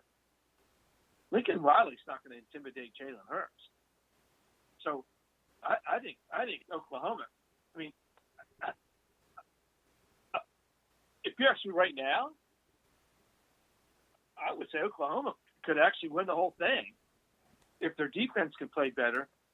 Because I mean, they lost the semifinal last year, Alabama, 34-45. But they got to get back. I mean, all we're talking about this year is. I mean, I don't see much difference next year. I think we're going to see Alabama, Clemson. I mean, I think we're going to see Clemson, Oklahoma in the Final Four. I don't think we're going to see Alabama in the Final Four. I think Alabama's going to kind of meet their match this year. I don't have Alabama in the Final Four. I think Georgia's going to win I think Georgia or LSU's going to win the SEC. We'll get that next week. But, so you're saying Alabama loses one in the regular season and loses the SEC championship? Yeah. I think that because a one-loss Alabama gets in, probably. I'm not sold on. Well, the reason being, and this may be the year the SEC gets left out. And we'll get to that next week, and I'll tell you why when we get to that next week. A little tease for next week. I'm not sure the SEC gets a team in this year, and I'll tell you why next week. We'll do a little tease because it also has to do with the Pac-12. So it's all about scheduling. And the strength of the league and all that kind of stuff. I think Clemson's a lock because the ACC is so weak. I mean, there's nobody, and they'll most likely take care of A&M at Clemson, and that'll give them a signature win. And community will go, oh man, they beat A&M, man. And then you'll have most likely have Oklahoma in there. And I think, and we're going to get to the Big Ten here in just a minute, and we'll get there in a minute. I'll stop here, but I like Oklahoma in the Big 12. How about you? I think, what do you think? Oklahoma will likely win the Big 12. I don't think that they're going to go undefeated. They do have some struggles. Jalen Hurts didn't step on campus until, a couple months ago. So it's not like he's been maturating in the system for a year before he came in. He is another transfer, and yes, the last two transfers done well and won Heisman's. However, those guys did sit. Okay, there you go. But on top of that, so here's a couple things. So on top of that that's gonna be something that's gonna be kind of a question mark there. How is Hurts going to work in this? How is Riley going to work the system around him? Next, they lost 4 big pieces along that offensive line. They did get 2 grad transfers in. They did. You're right. They did. But overall, they did. They've lost along that offensive line. I'm interested to see how it works. They did get 2 grad transfers, but still, that doesn't mean that they're going to be able to do the system. The good thing is the system that they're in is fast-paced passing, screens, which are extended handoffs, and running. I think Oklahoma, it's going to look more as a heavy run team, runs and screens, Jalen Hurts doesn't do good passing with timing routes or anything like that they look for guys in the spread offense to really do. So I think they're gonna treat him kind of in a way that the Cowboys treat Dak Prescott. If we want to go back to that kind of reference, they're gonna put him in situations, have him throwing high percentage passes, manage the game. So kind of like they did what Lane Kiffin did with him at Alabama. They had him manage the game, put him in situations to win. So that's what we're going to see out of Hurts. I think they got Sermon, Trey Sermon, and running back. Oklahoma has athletes, and Oklahoma has athletes. So they're going to plug people in. I mean, Lincoln Riley is an offensive genius. I mean, the guy.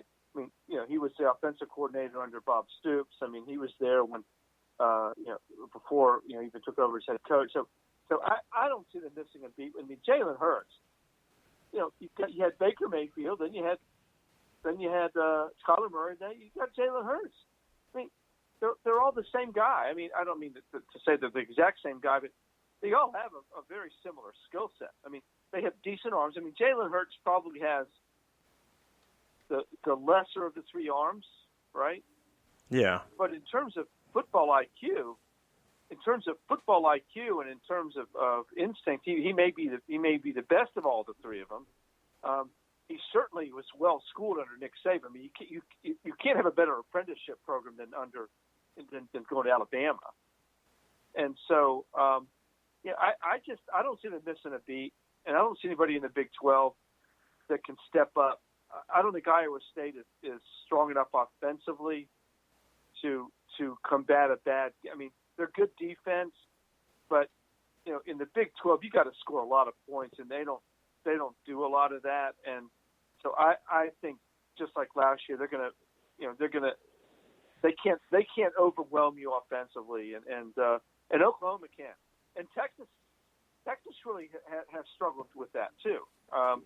Outside of the Oklahoma game last year, they struggled offensively too. So I just see Oklahoma a cut above everybody else, and you've got 4 or 5 teams in there: Oklahoma State and Iowa State, Texas. I'm gonna throw K-State in there, in that mix of middle teams. Now, can somebody clip Oklahoma? Yeah, because Oklahoma's defense isn't awesome. And, so somebody could outscore them, which is what Texas did last year. They took them down because they just outscored. It was 48-45. But we'll see. I expect with Jalen Hurts, they may be more ball control because Kyler Murray was a runner, but he's not big. He wasn't big enough to be able to. You didn't want to expose him to the run that much because he's a twig. Jalen Hurts is a runner. I mean, he ran at Alabama, so we'll see. I mean, I'm going Oklahoma. I'm going Oklahoma. And another point, for.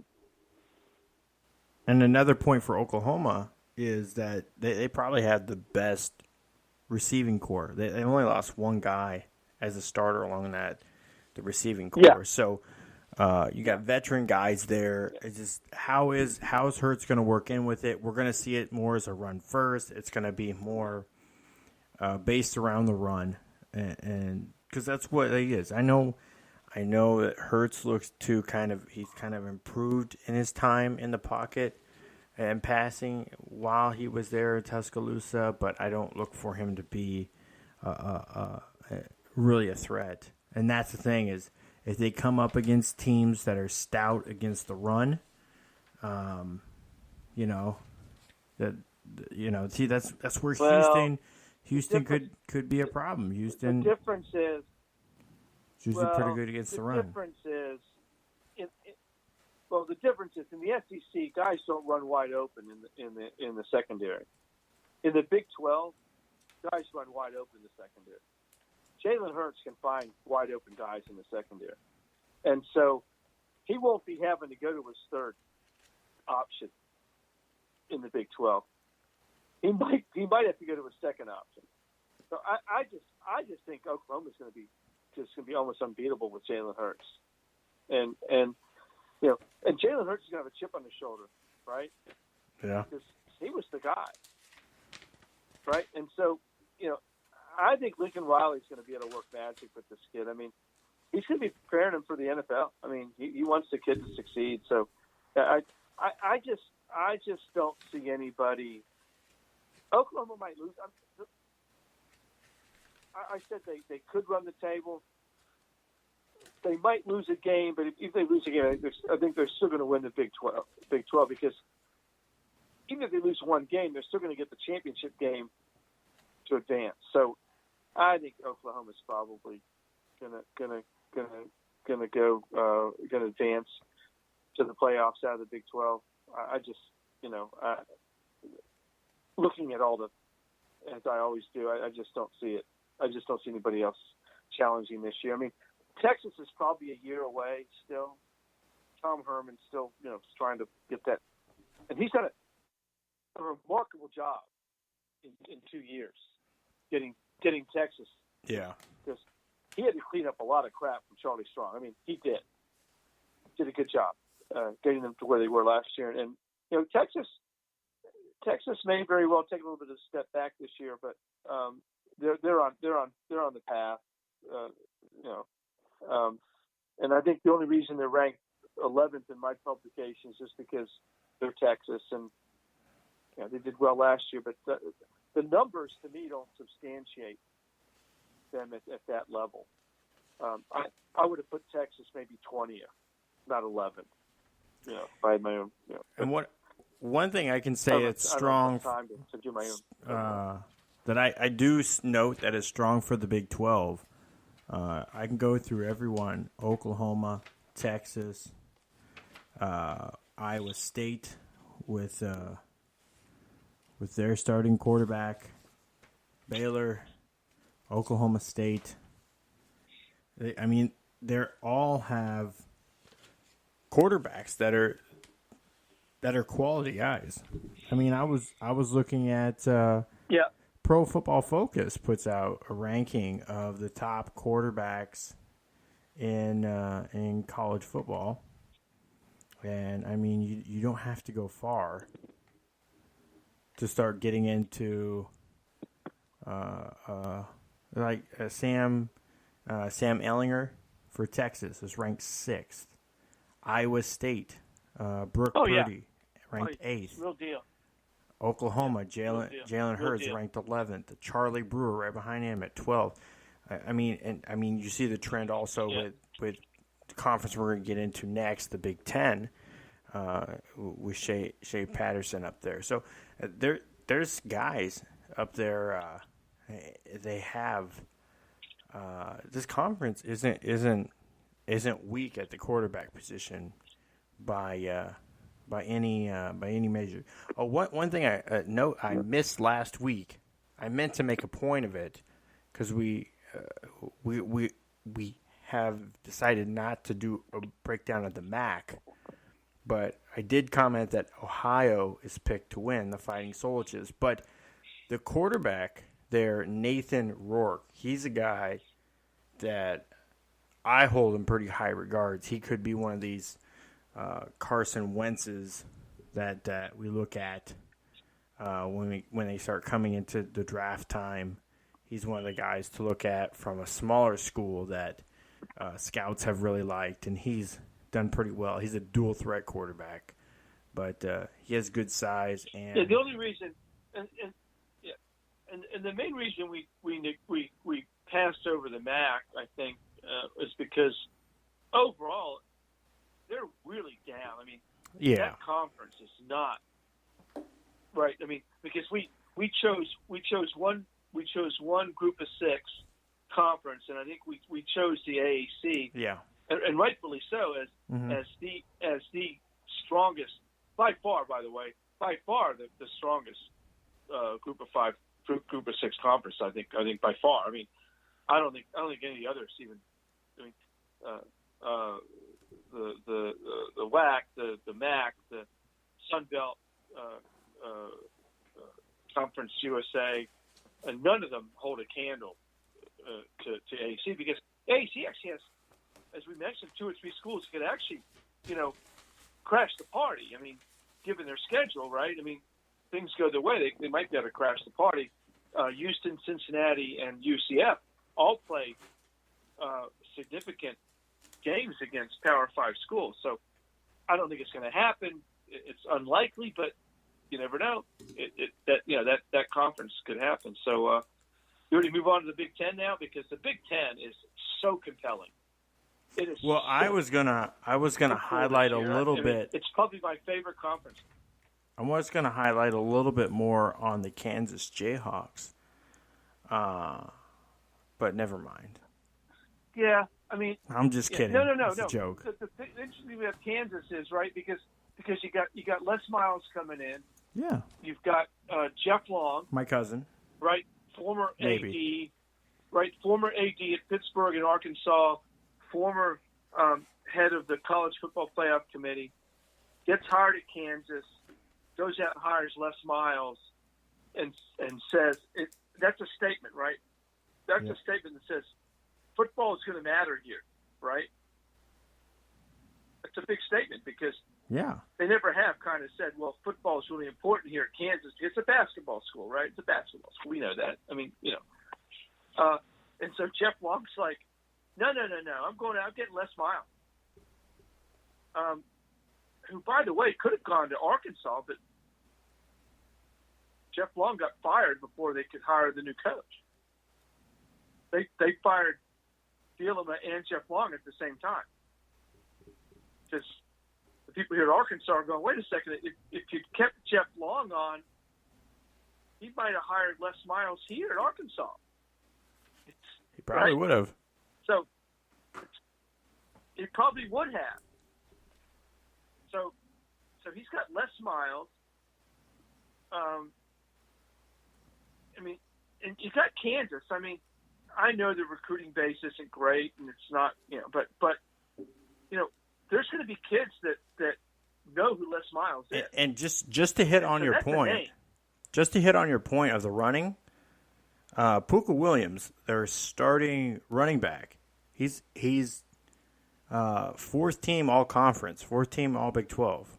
So it's not like they have a good run game. He's always been solidly based off the run because of being a defensive guy. So,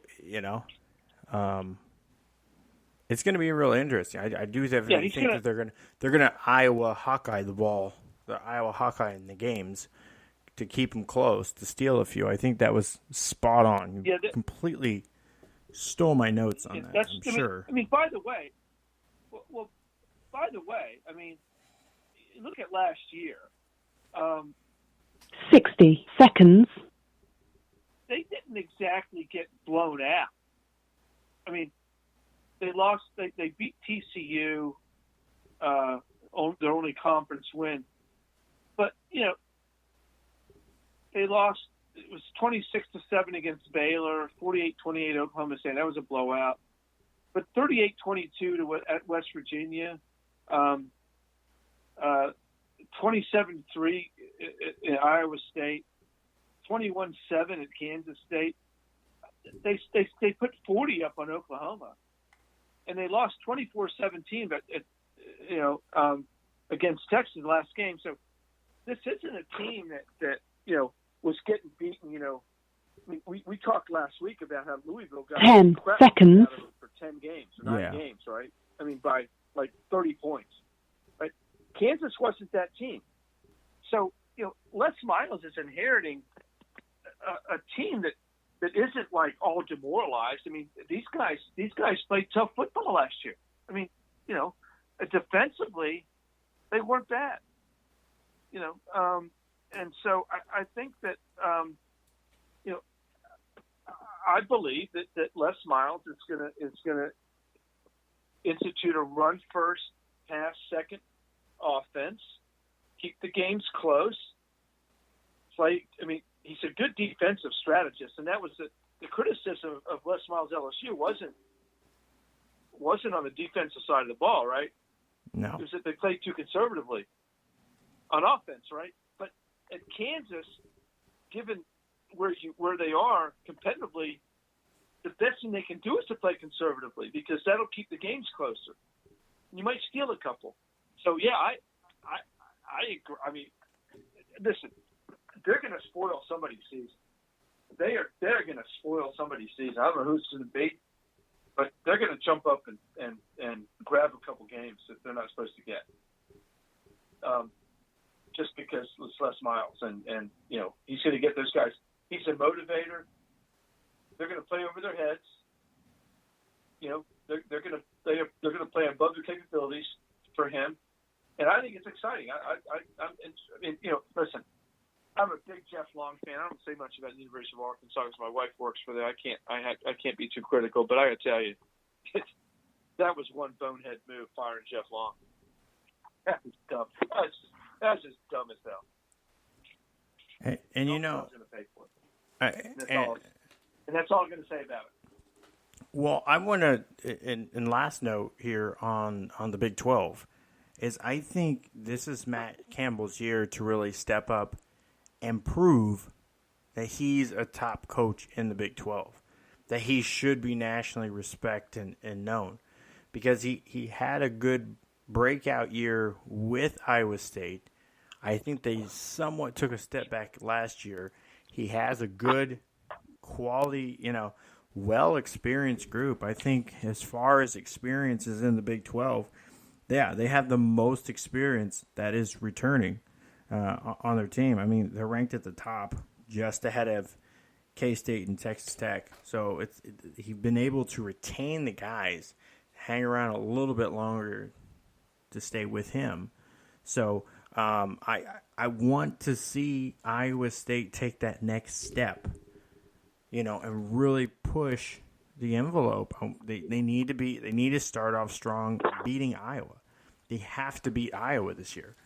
Not because I want to make sure that Nebraska gets to the Big Ten championship game. easier. That's a tough task. I mean, it is. I mean, that's one of those early season games that we're overlooking because it's like, oh, that's Iowa State, you know. But that's a big game in week.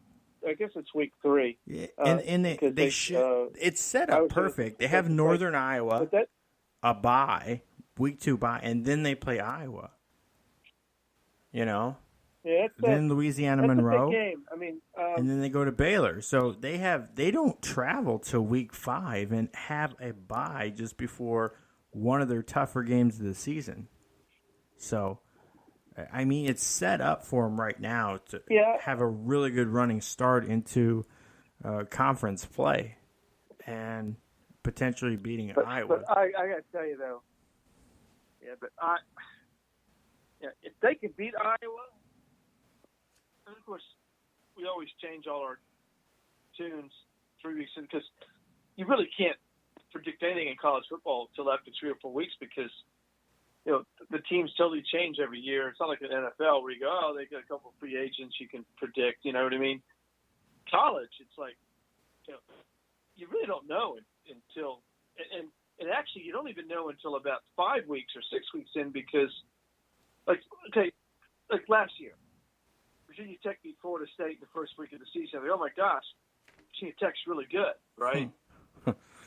She beat Florida State.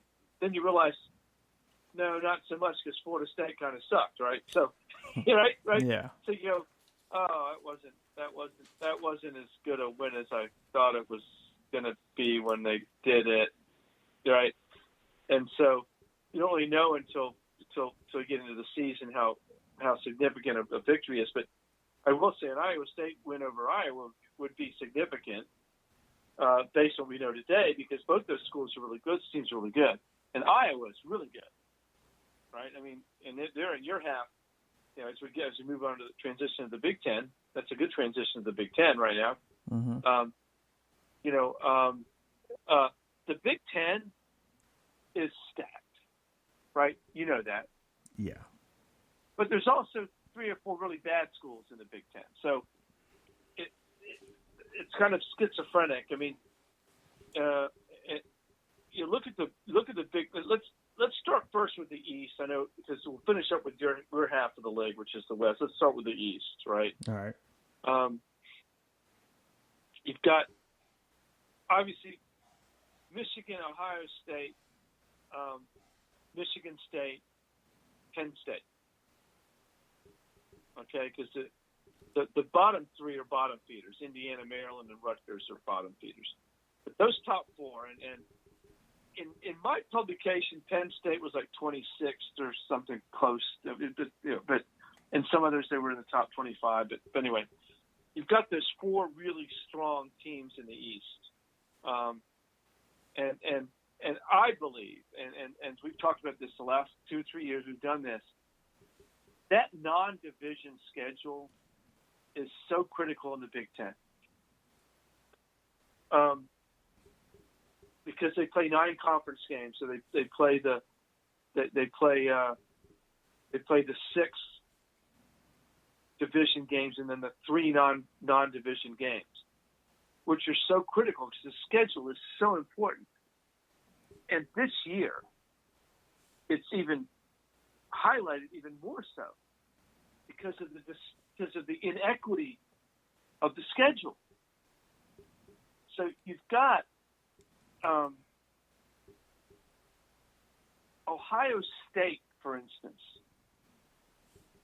in the East half. They're ranked 7th in the country. Great team. But they have to play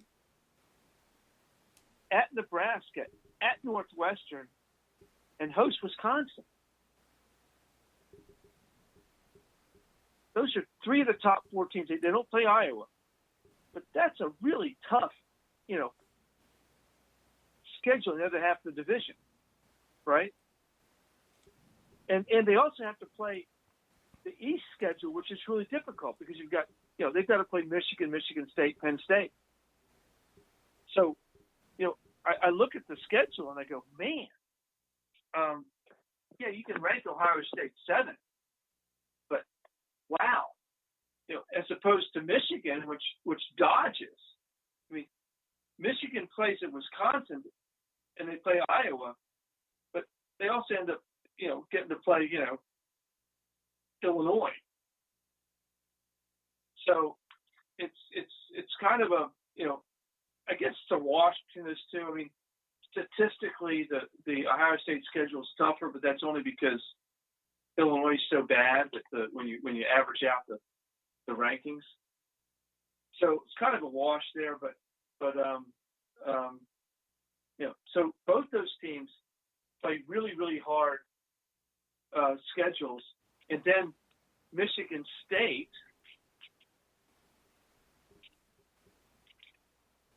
Yeah, it's a real break because they play at Northwestern and at Wisconsin too. So they've got a tough one too, but they've got the Illinois thing. So it's kind of balanced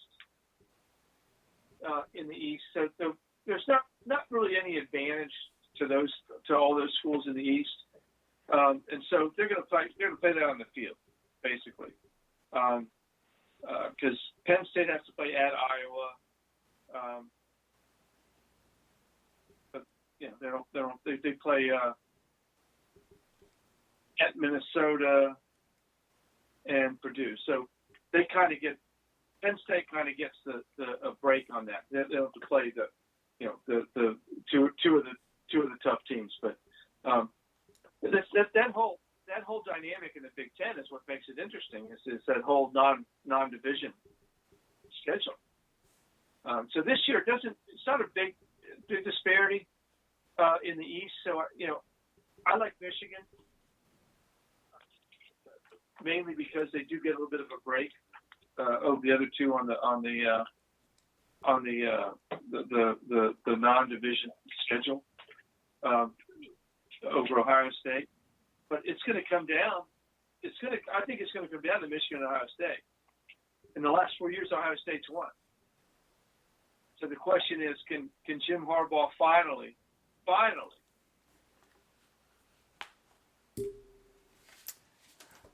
I'll answer that question. Put the hurt on. Ohio State like Oklahoma, has been devastated along their offensive line. They got some grad transfers. And plus a new coach. A familiar coach. Yet he has brought in some of his guys. There has been change. There has been turnover. So, it is different. It is a change. The mentalities and practices and push hasn't changed from what my sources have told me, but it's different. It is different. He's going to play differently. There's a change at quarterback, a young quarterback.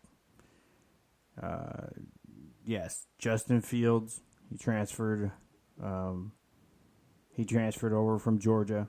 He played 12 games as a true freshman there. He completed close to 70% of his passes. And he has a backup. His backup there is going to be Gunnar Hoke. And then there's a West Virginia transfer sitting in third on the depth chart there. They don't have, outside of Justin Fields, they don't have a ton of hope at quarterback, unfortunately. Their strength mainly is at running back with Dobbins, with Weber. That's what they're looking at, and DeMario McCall. Those are the three guys they're looking to really. Not Dobbin. Actually, Dobbin's gone. McCall and Tongue. Those are the guys that they're really. Those three guys are going to lean on to really, because they've done running back by committee for a few years. So they're going to continue to do that. That's where their whole offense is going to be based on. They're going to have to take a similar approach to Oklahoma. And I think Ohio State is going to look eerily close to Oklahoma for a lot of reasons. How's the defense going to look? Change a little, not much. Young, the defensive end, he's their leading sack. I think he had 10.5 sacks last year. He's returning. So he's like the highlight of their defense. They're going to be solid. They got a lot of 3, 4, 5-star guys there. They develop guys good on defense. Not going to be the huge worry. However, I think this team is going to have some step backs that they're not going to really anticipate. So I'm going to actually go down. I haven't done this with any other team, but I wanted to make sure to go down the list on their schedule, and I'm going to tell you what games they're going to win and lose. All right. Florida Atlantic, they win. Cincinnati, they win. Indiana, they win. Miami of Ohio is a win. They lose at Nebraska. They come back home, and they lose to Michigan State at home. Then they go into a bye week. That bye week, the headlines and rumors are going to be, was Day the right hire to fill in after Urban Meyer left? That'll be the headlines that week. They go to Northwestern and win. They come back home and have a close game, beat Wisconsin, gain some more momentum going into their second bye. They beat up Maryland, Rutgers, close game. They win against Penn State, and then they lose at Michigan. So I have Ohio State 9-3. They have a tough. Listen, Ohio State. That non-division schedule of at Nebraska and at Northwestern, and then Wisconsin. That's tough. Those now they don't play Iowa, but those are three of the top 4 teams in the West. That's a tough road. And I think that might be the difference in the conference. Now Michigan, as we mentioned, Michigan does also play at Wisconsin, and has to play Iowa. But listen, I think having to travel to Nebraska next season is going to be a really tough, a tough task. And I'm looking. And I'm going to switch to the West here in a second because I like Michigan in the East. I'm going to switch to the West in a second because there's a real disparity in scheduling. Wisconsin has to play at Ohio State. They play Michigan and they play Michigan State. That's the top three teams in the East. Michigan has to play. Michigan has actually the outside of the SEC has the toughest non-division schedule in the country in Power 5. And I say that outside the SEC because SEC only plays 2 non-division games, so it's easier to have a really tough one because you get 2 really tough teams. But Wisconsin has a brutal and catch this. Wisconsin has to play at Nebraska, and so that's tough. Iowa has to play at Northwestern, at Wisconsin, and at Nebraska. Now that's a weird quirk of the schedule in my estimation, anyway. They also have to play at Michigan.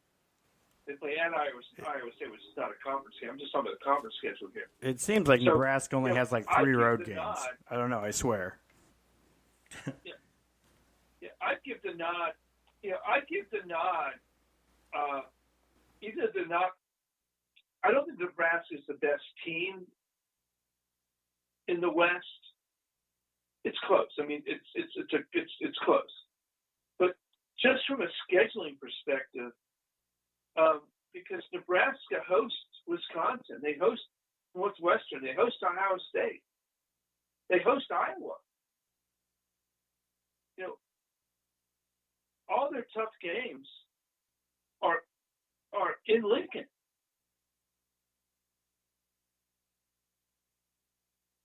I mean, what a great schedule for the Huskers. I mean, so I think this stacks up well for Scott Frost's team if he can get them to play. I mean, they have to play. I mean, they have to perform. But we talked about this last week.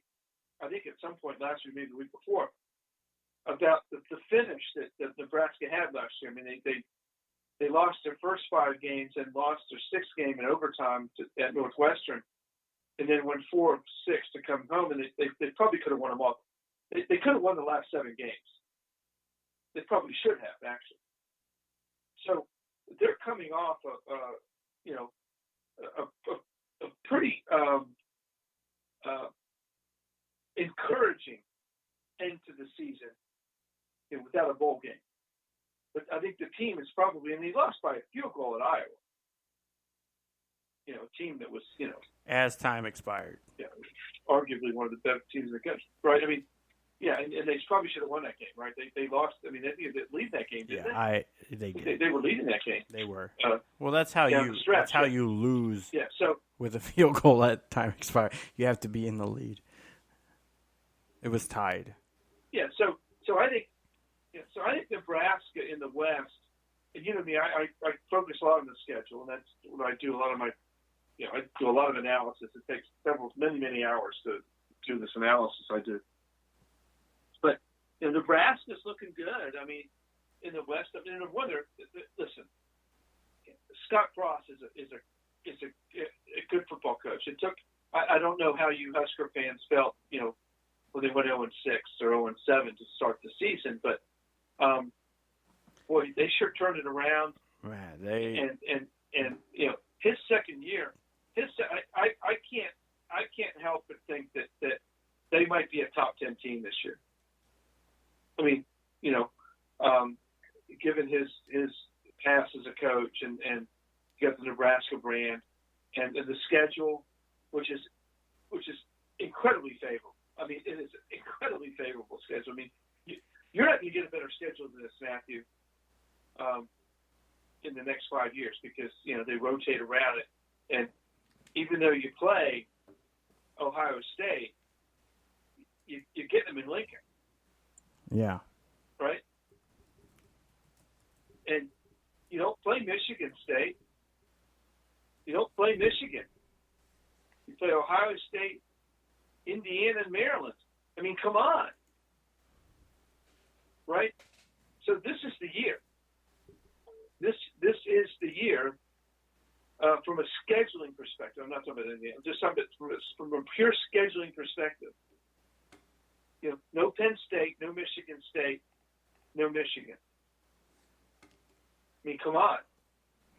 And you get Ohio State at home with a new coach fairly early in the season. My goodness. I mean, and you get Wisconsin at home, Iowa at home, and Northwestern at home. I mean, come on. It's Wait. Did you draw up the schedule? Did you draw up the schedule? Is that what did you send the schedule to the Big Ten and say, hey, this is the schedule I want? Because it can't get any better than this. no, because I would have had a home and home with you. It can't. I would have had a home and home with USF, so that's why I could go to that game. They would have. Well, you got South Alabama at Colorado, which is the worst team in the Pac-12, and Northern Illinois. I mean, we'll get into that next week. I don't think there's the worst team in the Pac-12, but I think the Cornhusker in the Sky drew up this schedule this year. You will not get a better schedule than this in the next 5 years. You will not. Yeah, I can say that for sure because I know in 2022 they play Oklahoma. They have a home. That starts the home and home with Oklahoma. Yeah, that's not Which- South Alabama. Which I think. I think Nebraska should have that out of conference rivalry every year with Oklahoma. They should like Iowa State. I think Nebraska, Oklahoma, because in the Big 8 days, that's what it was. Don't get me wrong.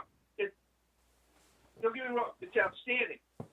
But if you're looking to get your program back on solid footing and potentially win the Big Ten West, you can't have a better schedule than this. Yeah, no, I agree with that. But and I'll get to the West in a second. You dodge them all. I agree with you. Just getting back to the East for a second. I agree with you. I give Michigan the edge. I mean, they're returning 8 starters. It's slight.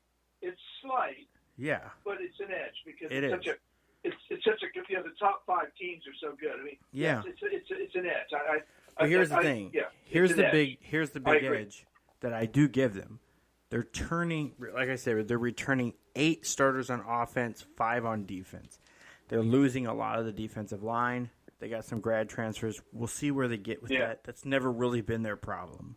But along the offensive line, they are returning 4 all Big Ten starters. That's huge for them. On top of that, It is. redshirt freshman Christian Turner, he's taken some big steps, as well as Haskins. Yeah. I mean, their running back core is young, but they have guys that have some experience, and they've looked good doing it. Shea Patterson has looked good. He played 8 games last year. Oh yeah. One of the best completion percentages, and behind him is McCaffrey. I mean, you can't really. I mean, they lost 2 games. They lost their first and last game last year. One was to Notre Dame, which went to the playoffs, and the last one was to Ohio State. Yeah. So you got to fix that. So Which was the here's Big my 12 last champion. sentence in my piece on the Big Ten East, Matthew. Mm-hmm. Overall, I have to give the edge. I have to give Michigan the edge, but it's slight and defends Grantley on that last game in the Big House. They got to beat Ohio State. That's it.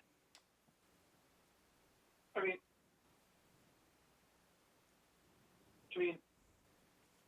they do. I mean, they have a tough schedule.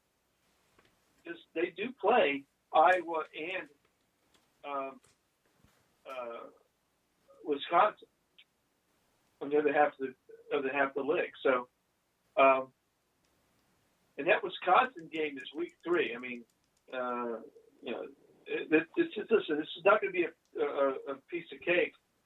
But, they drilled Wisconsin last year. Michigan did. Yeah. In fact, they drilled everybody until they got to Ohio State. That was a big surprise. I mean, right? I mean, they lose by 7 to Notre Dame. They drilled everybody except for Northwestern, but they drilled everybody, and then they just stubbed their toe in Ohio. I mean, it's just like a mental thing. You got to get over that game, right? Exactly. And they were the better team. They should have won that game, and they just got drilled. And the East, the East is honestly, and this is my out on the East. The East is so wide open. I think besides Rutgers, all the teams could potentially really all be up for bowl. For bowl, listen. For bowl considerations, Maryland has beat Texas 2 years in a row. I mean, and you just take a look at that's kind of fluky, but I get you there. But okay. There's some potential there to get they could get 6 wins. Howard, Syracuse, Temple, Penn State, Rutgers, Purdue, Indiana. You talking about just getting. They could get 6. I'm saying if most of you, if you're going to get 9 or 11 out of 14 teams that are bowl eligible, that's huge for the conference. But I'm just I'm saying. It's open for pretty much all but Rutgers to have bowl consideration. Michigan, Ohio State is so bad. I mean, and the third team, in my opinion, and my bounce back team, in the East is Michigan State. I think Michigan State is the third best team on that side. I think if quarterback Brian Lewerke, if he can step up and just play better this year and clear up some of that mess that he got himself into last year, they could be really good. This defense is always so solid. They were one of the top teams against the run in all of college football last year. They were top in the Big Ten. This linebacking core is they were number one. They were number one nationally against the rush. Yeah, I know they were number one. Yeah, I know they were number one in the Big Ten, but also nationally, I knew they were top 5 nationally. No. They were number one. Nationally against the run, number one. So I mean, the run defense is there. Can they step up in the pass? That's kind of in the areas where they got burnt last year.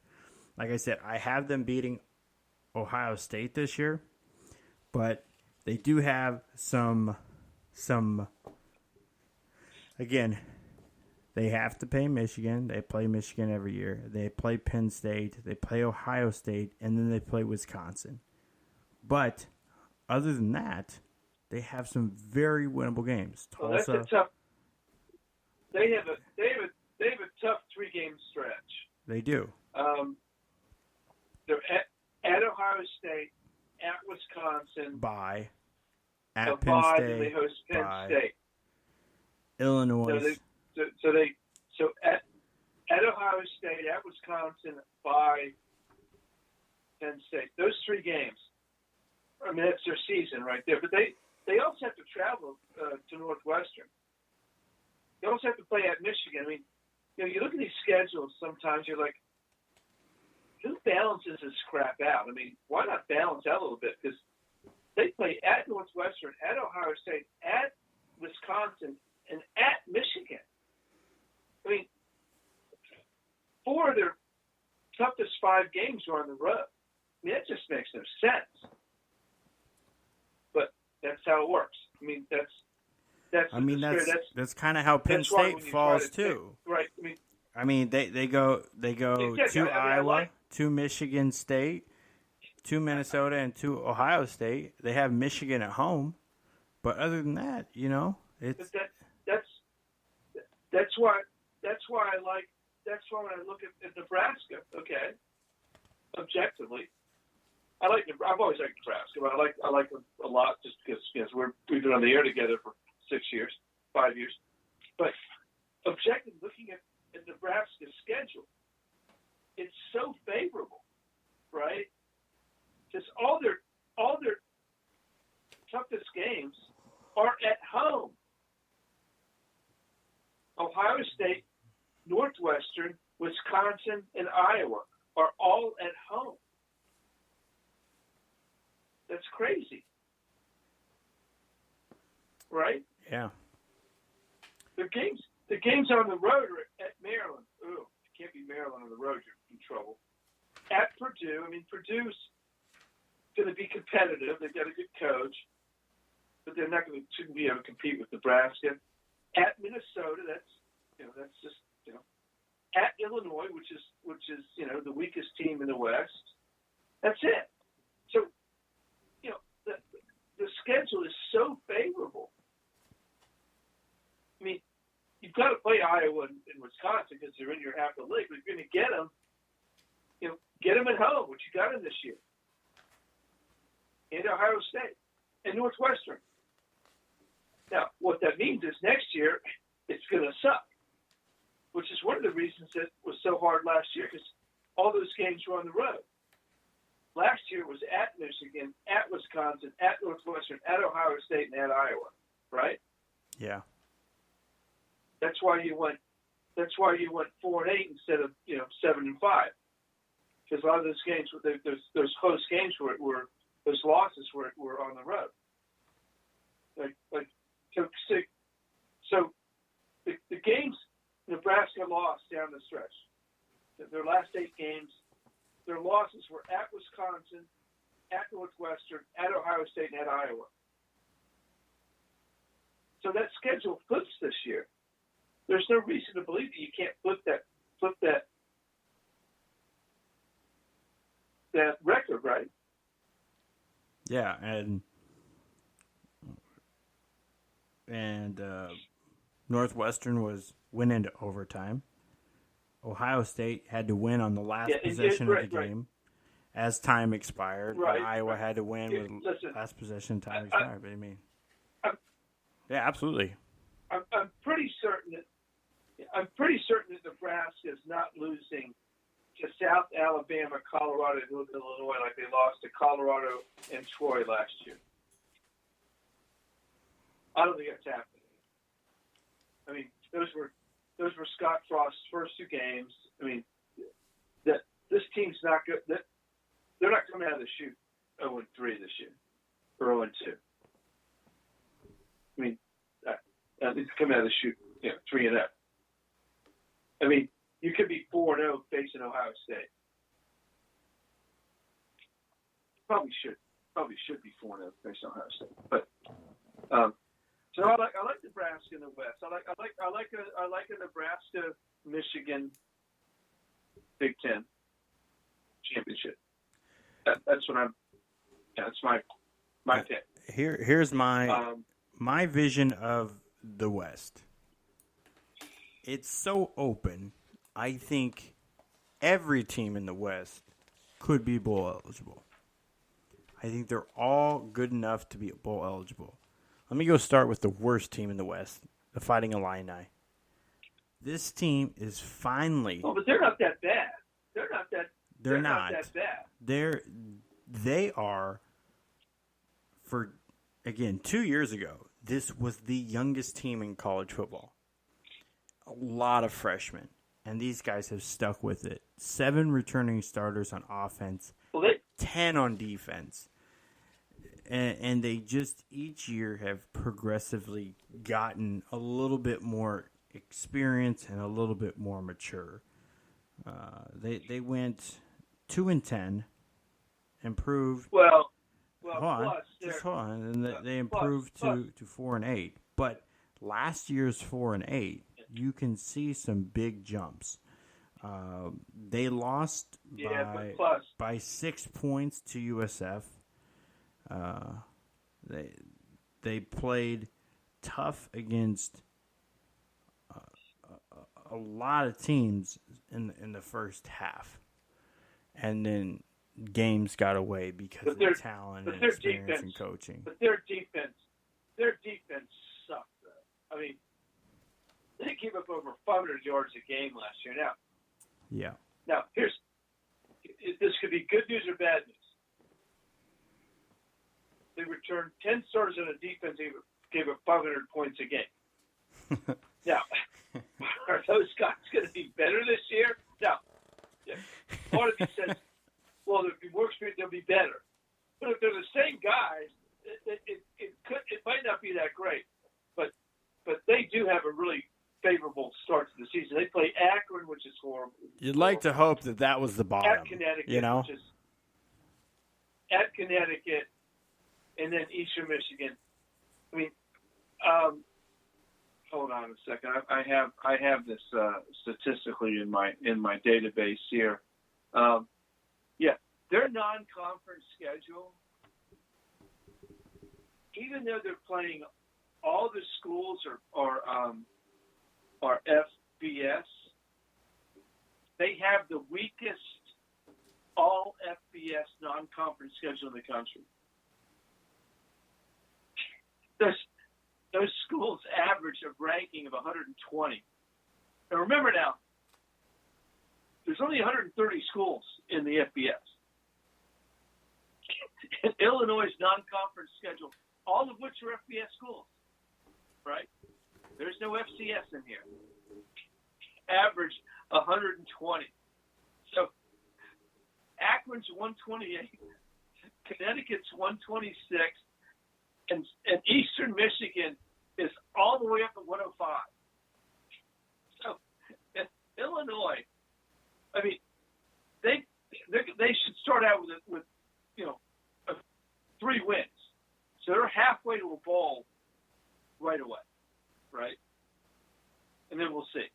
And by the way, talk about a non-division schedule. Theirs is not horrible, but they do get Rutgers. So they have a shot. I mean, they might be able to win. I don't know. I'm not sure they get in the bowl game, but you're right. If they're better than we think they are, and they can prove, and they might, they're going to pull a couple upsets to get to the bowl game because now they can probably beat Minnesota. They've got the toss-up games like Minnesota, Purdue, but they also play. Their non-division schedule is not easy. They play Michigan State, and Rutgers. So Michigan State's going to be a stretch for them. So I don't know. I've got them at 5 wins here. Can they pull an upset somewhere? I don't know. We'll see. But you're right. They're still a good team. I mean, they could be a good team. If that defense improves with experience, they're going to be tough. If it's the same 11 guys giving up 50 points a game, that's going to be kind of hard. So we'll see. Purdue, I think that they're probably one of the bounce-back teams. Again, I'm not going to put Nebraska in as a bounce-back team because I think Nebraska's going to win the West. I'm going to get that out of there. Besides Nebraska, I think Purdue's going to be the team that really bounces back the most. They really didn't live up to expectations last year. I think Nevada, Vandy, TCU, those are all wins. Bye week, got Minnesota at home. That's a win. Their first really big test is going to be Penn State on the road. I think Penn State's down this year. I think that could be a really interesting game. They beat Maryland, probably lose to Iowa, beat Illinois, lose to Nebraska. It's kind of a close game always against Northwestern. I don't know what to make of Northwestern this year. They're always kind of confusing. They they win a lot of games that they shouldn't win, and that makes them very dangerous. They lose to Wisconsin, and then it's going to be another close game against Indiana at the end of the year. And I think Indiana is a much more improved team this year. I didn't really get to highlight them too much in the East, but one guy I want to bring up on that Indiana team is their running back. That Ronnie Walker. This guy is a beast, and I look him or Stevie Scott. Their running backs are really good. Stevie Scott, that's the guy. Sorry, I'm pulling up here. Stevie Scott. The dude's a beast. He looks like an NFL player, and I think he's really going to be one of those guys that's going to wreak havoc, and he'll have a bunch of yards. I think he finished the season last year with over 100 yards in the last 5 or 6 games of the season. So, but that's Illinois. So Purdue, they'll have some close games, but I think they're going to get the edge in some of those close games that they didn't get last year. Northwestern, I don't know what to make of them from year to year.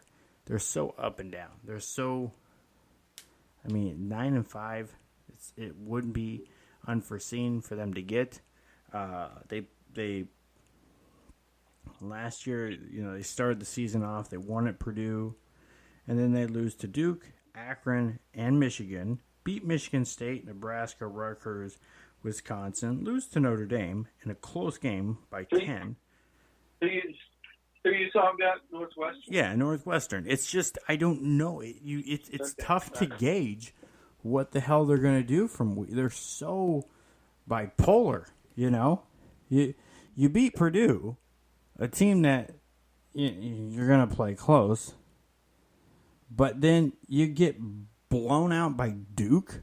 Then you get beat by Akron. And then by essentially the same margin, you lose to Michigan. Like, why is your loss margin to Akron the same as Michigan, but you get blown out by Duke? Like, it doesn't make sense. Like, it's just like when the games get out of hand, they get out of hand. If not, they're able to steal games. I don't know what to make of the Wildcats from year to year. Part of it, part of it, Matthew, what I do when I get into my predictions, which I'm going to do again this year, it's a lot of it's about matchup between offense, defense, offense, how that all works, and that's why I'm pretty good at picking some of these games that people think of, or how'd you pick that game? Because I look for mismatches, and every once in a while you'll get a team that defensively is great against the run and bad against the pass, and they're playing a team that's really good passing and bad rushing, and it's a mismatch in college, and that's how. So I can't speak for this. I didn't do my predictions last year. I'm going to start doing this year again.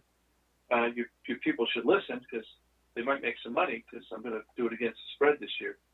And so that's when you look at teams like how is it they lost by 5 points to Akron and only 3 points to Michigan? Michigan's a way better team than Akron, right? That's what you're talking about. Yeah. How's that happen? Yeah. Part of it's matchup. Part of it's matchups, right? Part of it's just what you do well and what other people don't do so well.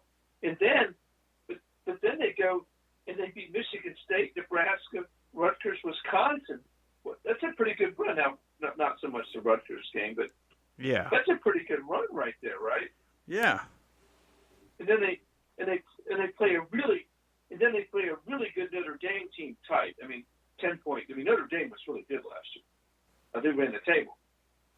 And then they beat Iowa, Minnesota, and Illinois. How do you lose to Akron and win all those other games? That's where I am with you. It's like, how does that happen?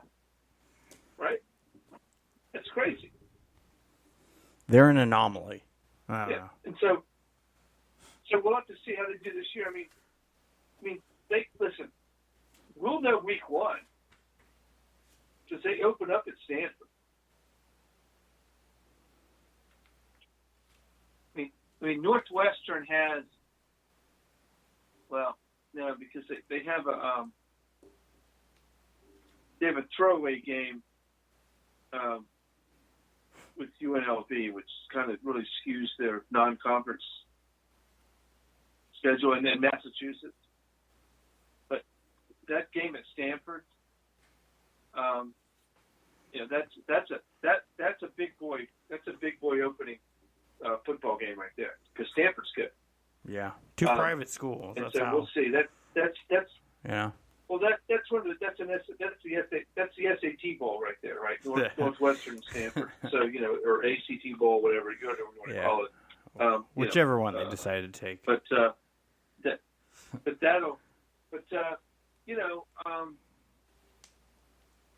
Northwestern's another one that has a brutal non-division schedule. They play Michigan State and Ohio State. I mean, that's just tough. They also played Indiana, but that's a tough one. But But the thing about Northwestern is the Michigan State and Ohio State games are both at home.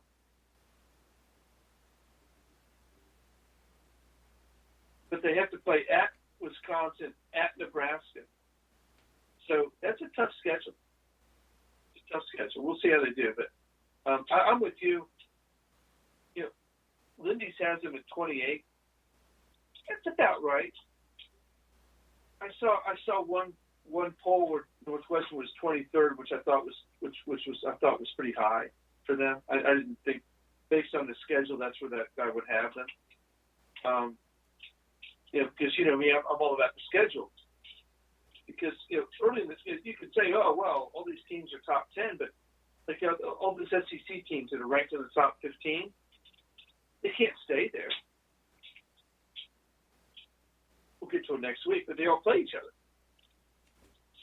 Right? So there's no way that Auburn, LSU, Texas A&M, Alabama can all be in the top 13 because they all play each other. So by the end of the season, they're going to fall out. But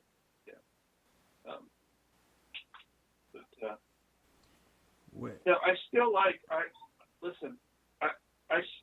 I really still like your Nebraska Cornhuskers to come out of the West, man. I really do.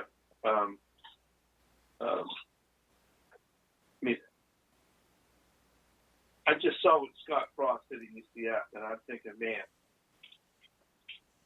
And he showed it last year, late in the season. Yeah, and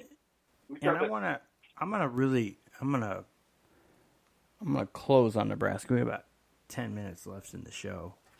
But I just want to give due respect to this Western Conference. Minnesota is another team that I think they're up. They're going up this year. They're always tough at home. Nebraska plays them at home. They got to go against this Minnesota team in Minnesota. They're going to Minneapolis for that. It's not going to be. It's a favorable schedule. I'm not going to get away from that for Nebraska. It is a favorable schedule. It's one of the easier schedules that they're going to have. But I think at the end of this season, in hindsight, a lot more people are going to look back at this West Conference and say, wow, that's a pretty tough sledding. I know we're talking about Michigan State, Ohio State, Penn State in the East, and that's a load. But Minnesota is on the up. PJ Fleck has done a great job there. Minnesota I think Minnesota has the deepest running back core in the Big Ten. I've got like 5 minutes left. Yeah. Is that all right? Yeah, we're here. I showed 10. 8 minutes. Of the 9 divisions, and I guess the Big 12 is an entire division by itself, right? Because it's one league.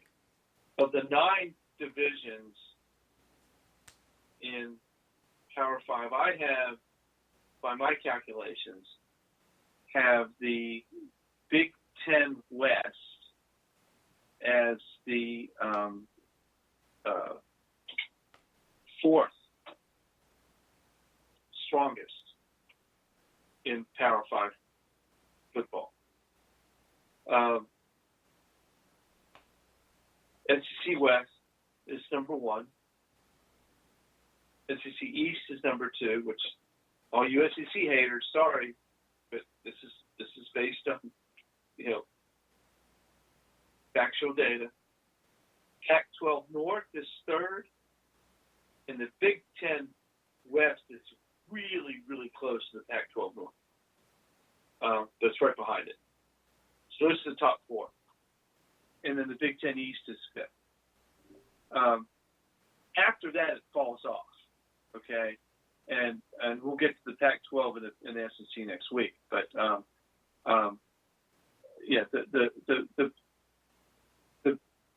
the top 2 conferences as a whole are the SEC and the Big Ten, as a whole. And it's not really very close after that. The Pac-12 North is strong, but the South only has 1 ranked team, Utah, and the rest of them are all, fall by the wayside. And the Big 12 is okay, and the ACC is just an abomination. They should be relegated to like high school, or the ACC should be playing in the Texas High School League. It's how bad it is. They are so bad. Oh my gosh, it's terrible how bad they are. And so if it wasn't for Clemson, the ACC would be below the AAC probably, which is really terrible, for a Power 5 conference. Yeah. But they are down. It's terrible how bad they are. But that just and I know says. James is one of our contributors is an ACC guy, but he has to admit. If Florida State's got to get their act together. Some of these traditionally stronger ACC schools have got to get their act together. Now, Virginia Tech's okay, but Virginia Tech has like the 3rd worst non-conference schedule in the country. It's embarrassing how bad their non-conference schedule. And they're, we talked about this last week, and Virginia Tech's conference schedule is bad. They don't play Clemson, Syracuse, or Florida State.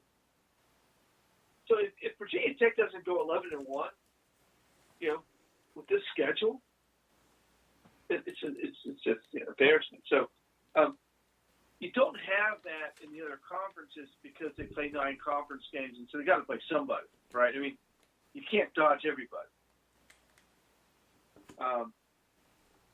So the Big Ten, you can't dodge everybody. In the Pac-12, is even more balanced because they only got 12 schools, so they got 5 division games and 4.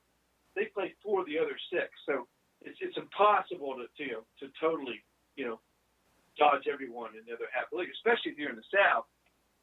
In the Pac-12, the North is so powerful. So we'll talk about that next week. I'm going to go. We predicted. I think we went last week with the prediction in the ACC with. I think I picked. I want to say I picked Clemson and Virginia Tech, and I believe you picked Clemson and Virginia. Is that correct? Yes, you did. Yes, that's correct. So, in the Big 12, I'm going Oklahoma. I think we both picked Oklahoma in the Big 12. Is that correct? Yeah. And so in the Big Ten, I'm picking Michigan and Nebraska. I'm right there with you. Michigan and Where are you Nebraska. going? Yeah, Michigan and Okay. Nebraska. Yeah, okay. You do realize that the world's going to come to an end tonight. So we agreed on all. We never agreed. So if you're a Michigan, if you're a Michigan and a Nebraska fan, I think we generally you should really feel badly because if we both agree that there's no way that that's actually going to happen. I mean, it's not happening. But hopefully at the I'll expense go of with Michigan, that. not Nebraska. But that's the thing is, what? Yeah. So you're hoping the Michigan prediction's the one that doesn't transpire, right? Yeah, that's the fan side. That the fan side is rooting for that, but objectives, analysts. So you want side. to close this out here, Matthew? Yes. We're So- about done with our time. You close this out. By the way, my books are available on Amazon.com. Just go in, search for Kevin Crest or PK Frazier. You'll pick them up. So Wonderful. So and get them all together. I think they're all. I mean, you sell them at a very modest price, so yeah. just get them all. They read better when you read them all together. You don't have to wait for Amazon 2-day delivery. I think this Nebraska schedule, again, like I said, I'm picking them to win the West. I'd like to see them win the Big Ten. If they beat Jim Harbaugh in the Big Ten championship, that could get him fired. I mean, if he beats Ohio State, that probably keeps his job maybe one more year, but it could get him fired. Big Ten doesn't need that, but still. This schedule, it's the most favorable one they're going to get in some time. But like I said, this side of the league is so deep. Southern Alabama has always had some good coaches. I haven't really researched them this year, so I can't tell you too much about them. But by the time I will do a pregame. I've been in talks with some people about doing some Husker pregame stuff. So by the time that comes around, I'll give you a more defined explanation of what to expect there. Colorado, I think everybody sells this Colorado team short. I'm a buyer. Oh, on they're Colorado. so bad. They're so bad. Yeah, I know. You They're think so that. bad.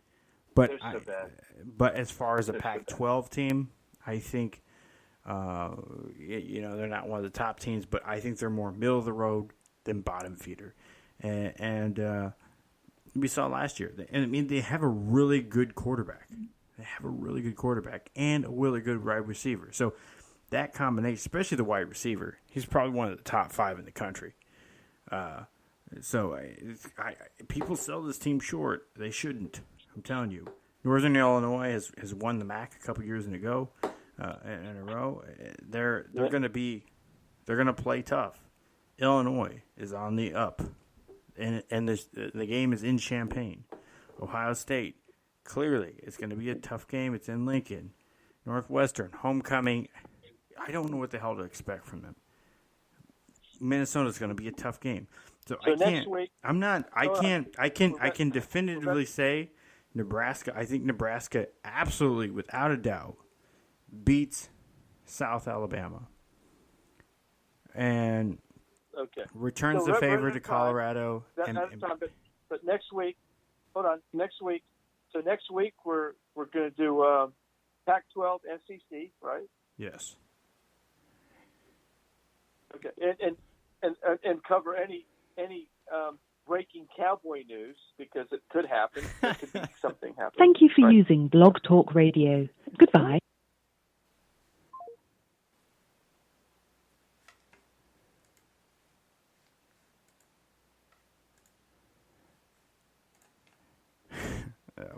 Well, anyway, that ends the show for us tonight. Thank you all for tuning in.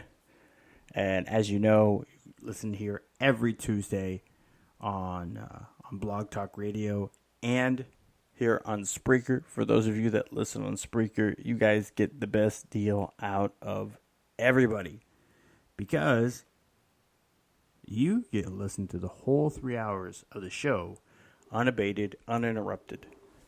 Hope you enjoy it. No matter where you found this show, please follow, subscribe, like, heart, emojicon, whatever it may be. Show the love, share the show, and by all means, you guys want to get into it, want to talk, it's real sports talk, real sports take, the cold hard truth on sports. For this week, I'm out.